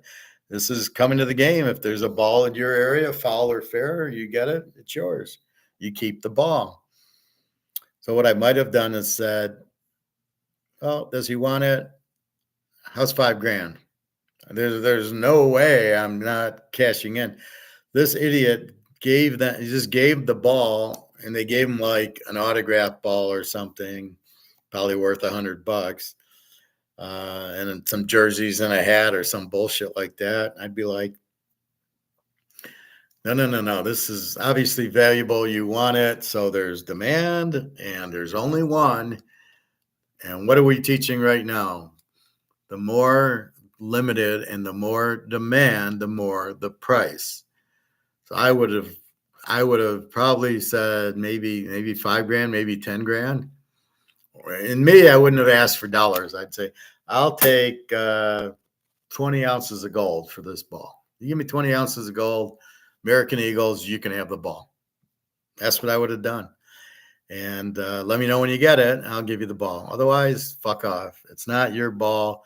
You're not going to harass me. I guess they were harassing the guy. Oh, you got to give us the ball, and you won't be able to sell it on eBay and all this shit. And I probably would have went to the gold store and said, here, I got this ball. I got 200 Shotani. Give me some gold. You can have the ball, and I'm sure you can make a lot of money on it.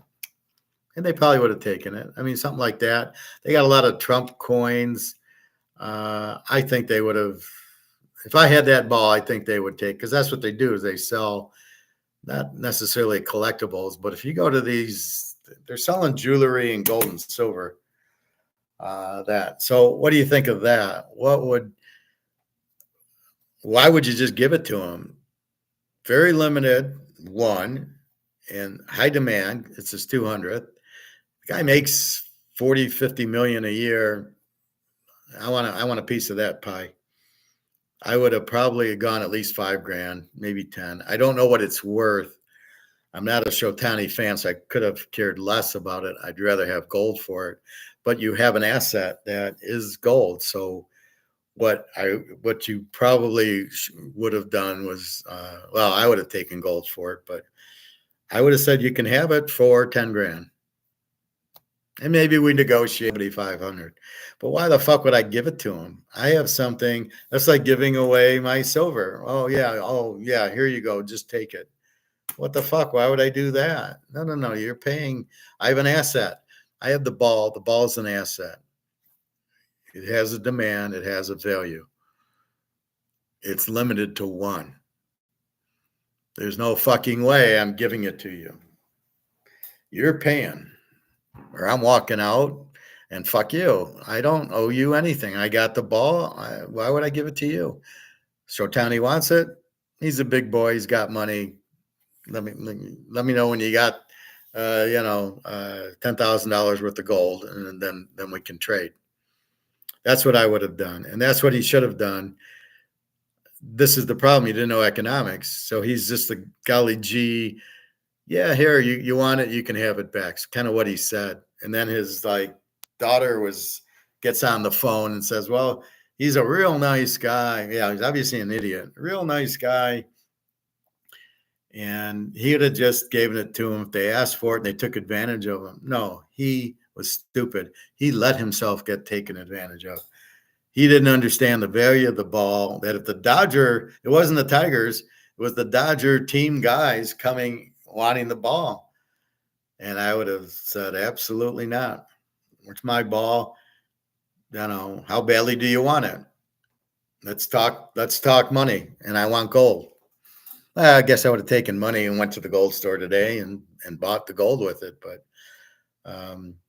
that's what I would have done. Give me gold for it. Give me, I don't know, at least 5,000, if not 10,000. Well, it's funny, $10,000 of gold, like 5,000 is only 2 ounces. So yeah, give me 10 ounces of gold and we have a deal, which is 25,000. Yeah, that's probably it. That's what's crazy, right? $5,000 of gold is 2 ounces, going down fast as the prices drop. But that's really insane. I mean, those balls, when you go to the stadium, they're yours. The only time I've seen somebody have to return it is a football. You catch the extra point or the field goal is wide, goes into the crowd, and you catch it. I'm not sure if you have to give that back either. I don't think you do. I would fight for it. But it's not as rare as a 200th home run ball for Shotani. No, like I said, I'm not a Shotani fan. Anyway, so I heard that. That was really, I felt bad for the guy, but really he's stupid. And that's what you have with these gold and silver people. That's what you have with the Netherlands and now Saudi Arabia. If they go buy stocks, these people don't have, a complete head. They're out of their minds. They're idiots. They don't know what they're doing. Half the thing that Saudi Arabia, I showed you yesterday, it's all malinvestment. There's no demand for half that shit. Oh, you're going to build a theme park? I'm going to go to Saudi Arabia. I can't go to Disneyland. Let's go to Saudi Arabia and go to this, Disney theme park? It's insane. You're in a fucking desert. It's hot. Nobody's going to a theme park. Nobody's doing half the shit you're trying to do. He's trying to build a city and he's got it backwards. He wants to build the city and then the businesses will come. No. The businesses come first. I'm coming to the city and then the people go get jobs. That's what happens. So this guy doesn't know what he's doing, this Saudi guy, although he does buy gold, I believe. But that's the thing. With all these things to buy, why would you buy stock? Oh, I'm going to make money in in Apple or whatever. Oh yeah, you make a little bit. How much are you going to buy?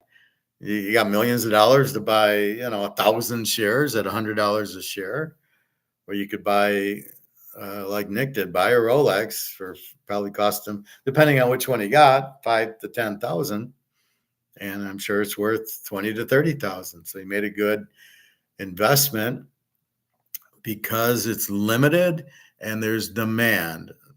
Don't ever forget that. So you find something that's very limited with high demand, like our little gold and silver, like our little silver here, very limited, high demand, and it's cheap. When these hit like 500 an ounce, because Saudi Arabia is building solar panels and India is building solar panels, they're wasting their money on solar panels. Why are you building solar panels? Oh, so you can be ESG, whatever, for Larry Fink? Fuck him. And what if I don't do it? What are you going to do? Blow up my country? Or you're gonna do what do you call it?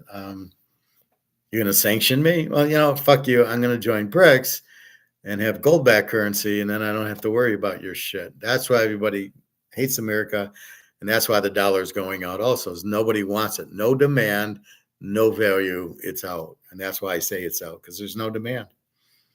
That's the definition of how you get a value. If there's demand, there's demand for this. Wow, keep in mind this sold, or maybe this one didn't. But it's a new one, 1,000,005. The ones I was showing you were sold, right? I think there's one that I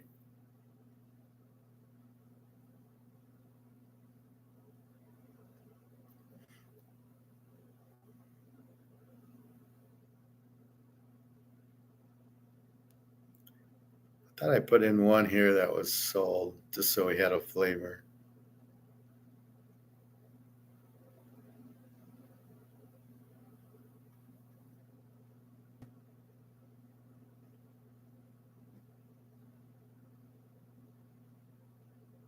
I'll have to put a sold one in. Anyway, I was showing you the 80, 90, 70,000 that have been sold. So there's huge demand. There's huge demand. So that's what you're looking for, something that there's a nice demand for, with very limited supply, and then it'll be worth it. So that's really what you're looking for. And that's the key to an investment. So if I'm Saudi Arabia, I'd be buying Rolexes and maybe Omegas. Maybe there's other watches or jewelry that does this for, or the paintings. I want things that are going to make money. I don't necessarily want a stock priced in US dollars and the dollar's going out. That's the problem. You got to understand that. That's the basic part. 36 trillion in debt, and nobody wants the dollar because of the debt. It has no value. That's the first thing you've got to realize. There's no fucking value in it. So therefore, why would you want to hold it? Or anything that's in dollars, like stocks, bonds, real estate trusts, or houses. They're all going to lose value from all the sale. You're going to have one-sided. You're going to have all these foreigners selling to get out of dollars. And when that happens, the prices are going to drop because everybody's selling and nobody's buying because nobody can afford to buy. So anyway, and I question, like, the housing's too expensive and they're just going to rent them. I question that. That doesn't work. And I don't buy that. Like I said, we'll move to Russia, and the houses are not that expensive there at all. And look, nice restaurants, nice bars, beautiful subway, nice cars, and affordable apartments and houses. Yeah, I think that's and I got the old standard, so I got everything I want. Anyway, so I think that's it. So that was the point of class: the limited, high demand, low supply prices, and it all links. So it goes baseball cards, Rolexes, gold, and silver. And you've got to understand that the baseball cards and Rolexes are free market on eBay. The gold and silver isn't. It's COMEX, but it's about to leave COMEXville for eBay, right? The gold and silver, if they blow up, you can see what's happening to the price. It's gone up $100 in what, 3 days? What did I tell you last week? It was 23.20 or 23.30. I says, we'll go to 2,400 by the end of the week. We were at 2,400 by the end of the week. I said 2,500. We're at 2,469, and it's Tuesday. I can't wait for Friday and see maybe 2,550, 2,600. It's just going to keep going up. The target's at least 3,000, but I got a feeling it's just going to roll. Once it rolls, people will realize it'll go to 3,000. But this is just based on, I know silver is going to the moon. And most of mine was bought at $23, $24 for the Buffaloes. I got some Eagles, but it doesn't really matter. You're buying the silver, and that's it. So anyway, it's funny how they still have bullets, silver bullets in the. What am I going to do with that? But it wasn't. I mean, I can't take it anywhere. I'm gonna go take it to Russia to meet Daria, and I got silver bullets.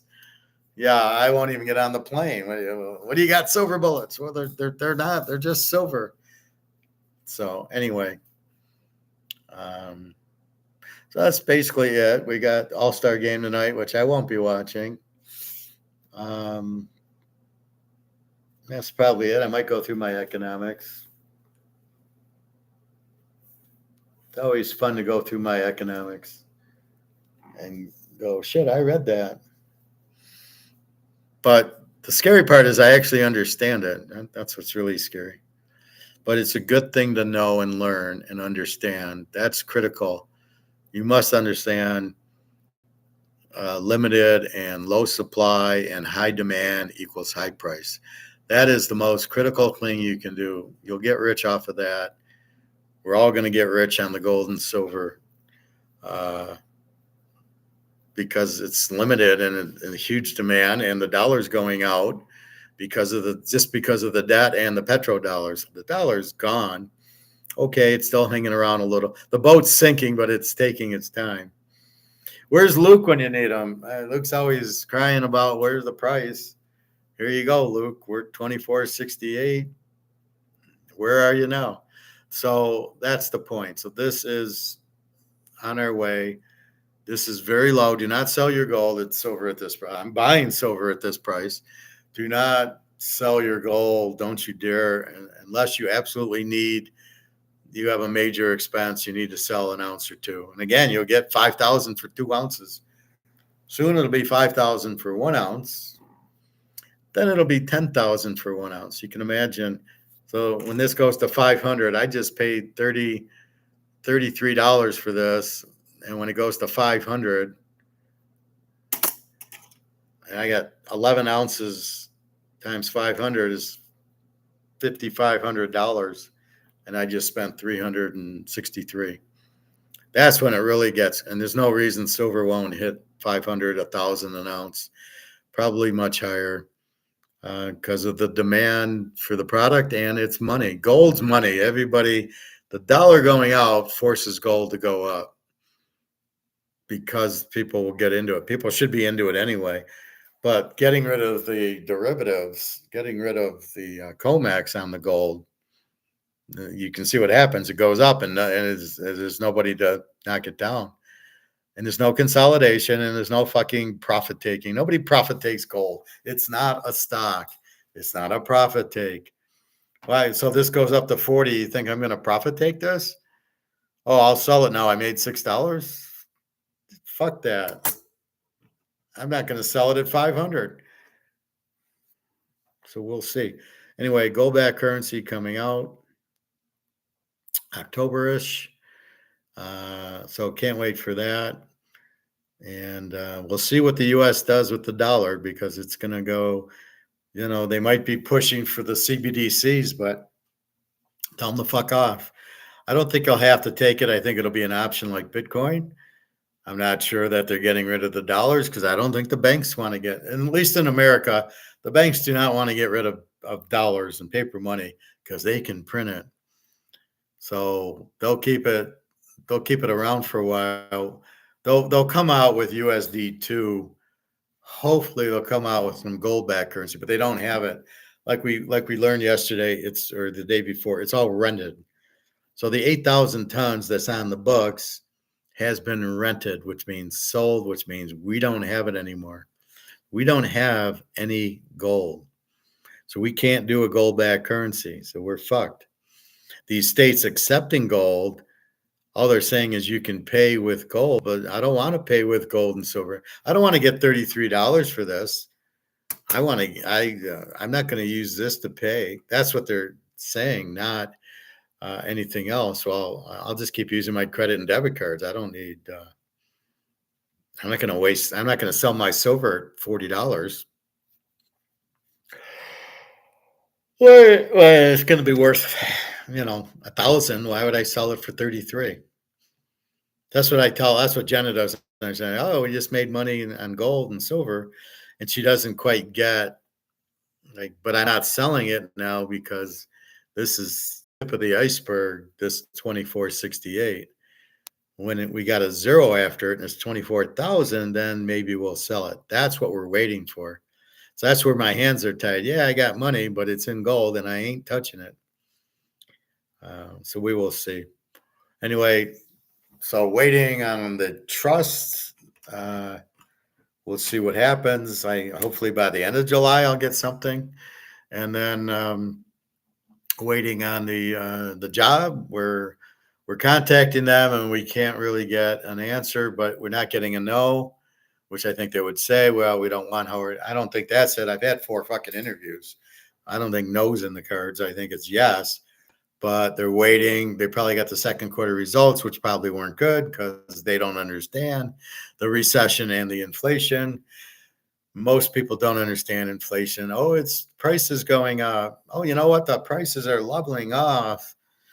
No, they're not. They went up a ton and they haven't gone back. You want to really measure inflation, you measure the Coke 2-liter 159, it's now $3. So you don't go, well, last year it's 3, this year it's 3. No. Let me know when it gets back to 159. Then we can talk about inflation going away. But going from 159 to 3 and then 3 this year doesn't mean we didn't have the inflation. How the hell do we get from 159 to 3? So that's the bottom line. Anyway, no baseball. I could care about the All-Star game. Go watch the 1971 All-Star game. It's on YouTube. Reggie Jackson hits it out of the ballpark. Clemente hits it deep center field. Johnny Bench hits one. You got Pete Rose. You got Barry Bonds. You got just all the stars, all the Oakland A's, the Yankees. What the Baltimore guys. I mean, what a great All-Star game. That's an All-Star game worth watching. Not this shit. Anyway, have a good night. I don't plan on 1 or 2. It just hit me that this was a good topic to show you what a real asset is and how to compare the baseball cards, the Comex, or the baseball cards, the Rolex, and the gold and silver, how they're all basically the same, except the gold and silver are actually money. And you can trade your mantle card for money. You sell it, you get money for it. The Rolex, you sell it and you get money. And it's at what point do you sell it? I don't know if Nick would ever sell it. I would keep it and let it, unless there's a certain price, but wait for the gold back currency to sell it. Maybe you sell it in Russia, you can get gold back bricks or something. But you don't want to sell it and get this shit. This is what we're trying to avoid. So you don't want that. Hey, Greg, I didn't know you left. You didn't say I'm leaving. So that's it. So when you're going to sell stuff, be careful. You really don't want this shit. This is the Titanic. It's sinking. We're getting off of this. And this is where we want to be, is on this, right? This is the lifeboat. So like I said, this cost me $363, so that wasn't really anything. I'd rather have the 11 ounces of silver added to the 600 I already have. See, it gets to the point where I'd rather get more gold because I've got now 630 in ounces in silver. That okay? Now, do I have enough? I don't know. But if I get more gold, I know the gold price is going to the moon. And this goes up by 80 cents. That goes up by $40. That's the thing. Yeah, it's a silver coin I got today. So I was just at the gold store and got the silver. After hearing what Saudi Arabia is going to do with the cars and the solar, they need silver for all that. Add India's demand for silver. Silver's I don't think you'll get it under 1,000 an ounce once all that starts happening. All right, so I think that's it. Have a good night. www.teaserking.com. My IT guy's working on the classes. So basically, they'll be for Austrian economics if you want a class in that, or the football. The NFL will be 25, the college will be 25. And you'll basically get the week. So in other words, okay, it's week 1, NFL. We start Baltimore, KC. So there'll be like a Wednesday class for the people that signed up, and I'll go, well, this is who I like and why. And I'll go through the games, and then let's say it's now Friday, and or Saturday hits. It's the same. You don't have to pay for each class of the week.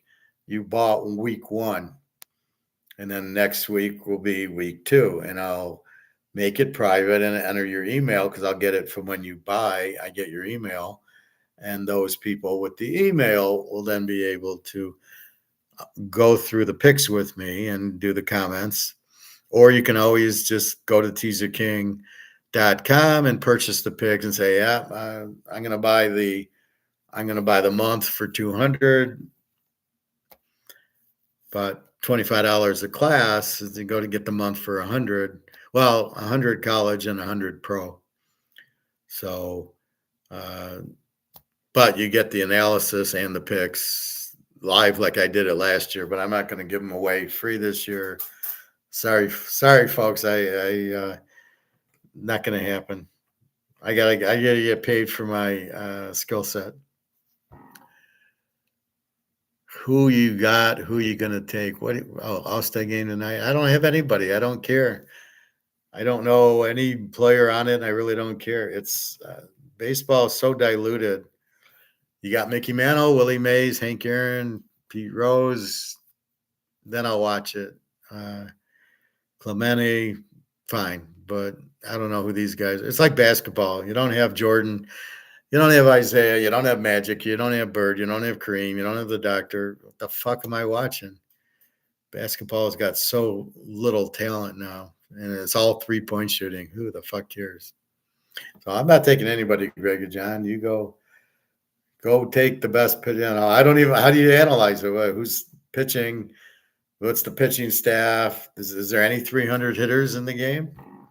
Probably Bryce Harper. Probably the Philly guys. Milwaukee's got some. The Dodgers have 1 or 2 hitters. Ohtani. The American League, Houston, Altuve. So I don't know. I wouldn't waste my time with it. We got them good though. We hit the 10 unit lock on Sunday. Houston under with Texas under 8 for 10 units. Scherzer against Bianco and 4-2. It's beautiful. I'd rather bet that than at least I know who I got. All right. So have a good night, everybody. www.teaserking.com. Anything else before I have go relax? Oakland as best the Phillies. Yeah, they beat them 18-3.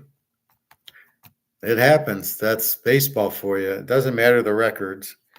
If the pitching gets hot, and say what you want to watch is Oakland the next few games. Now that Oakland's starting to hit, I think they hit Philly for another 10 or 12 run game.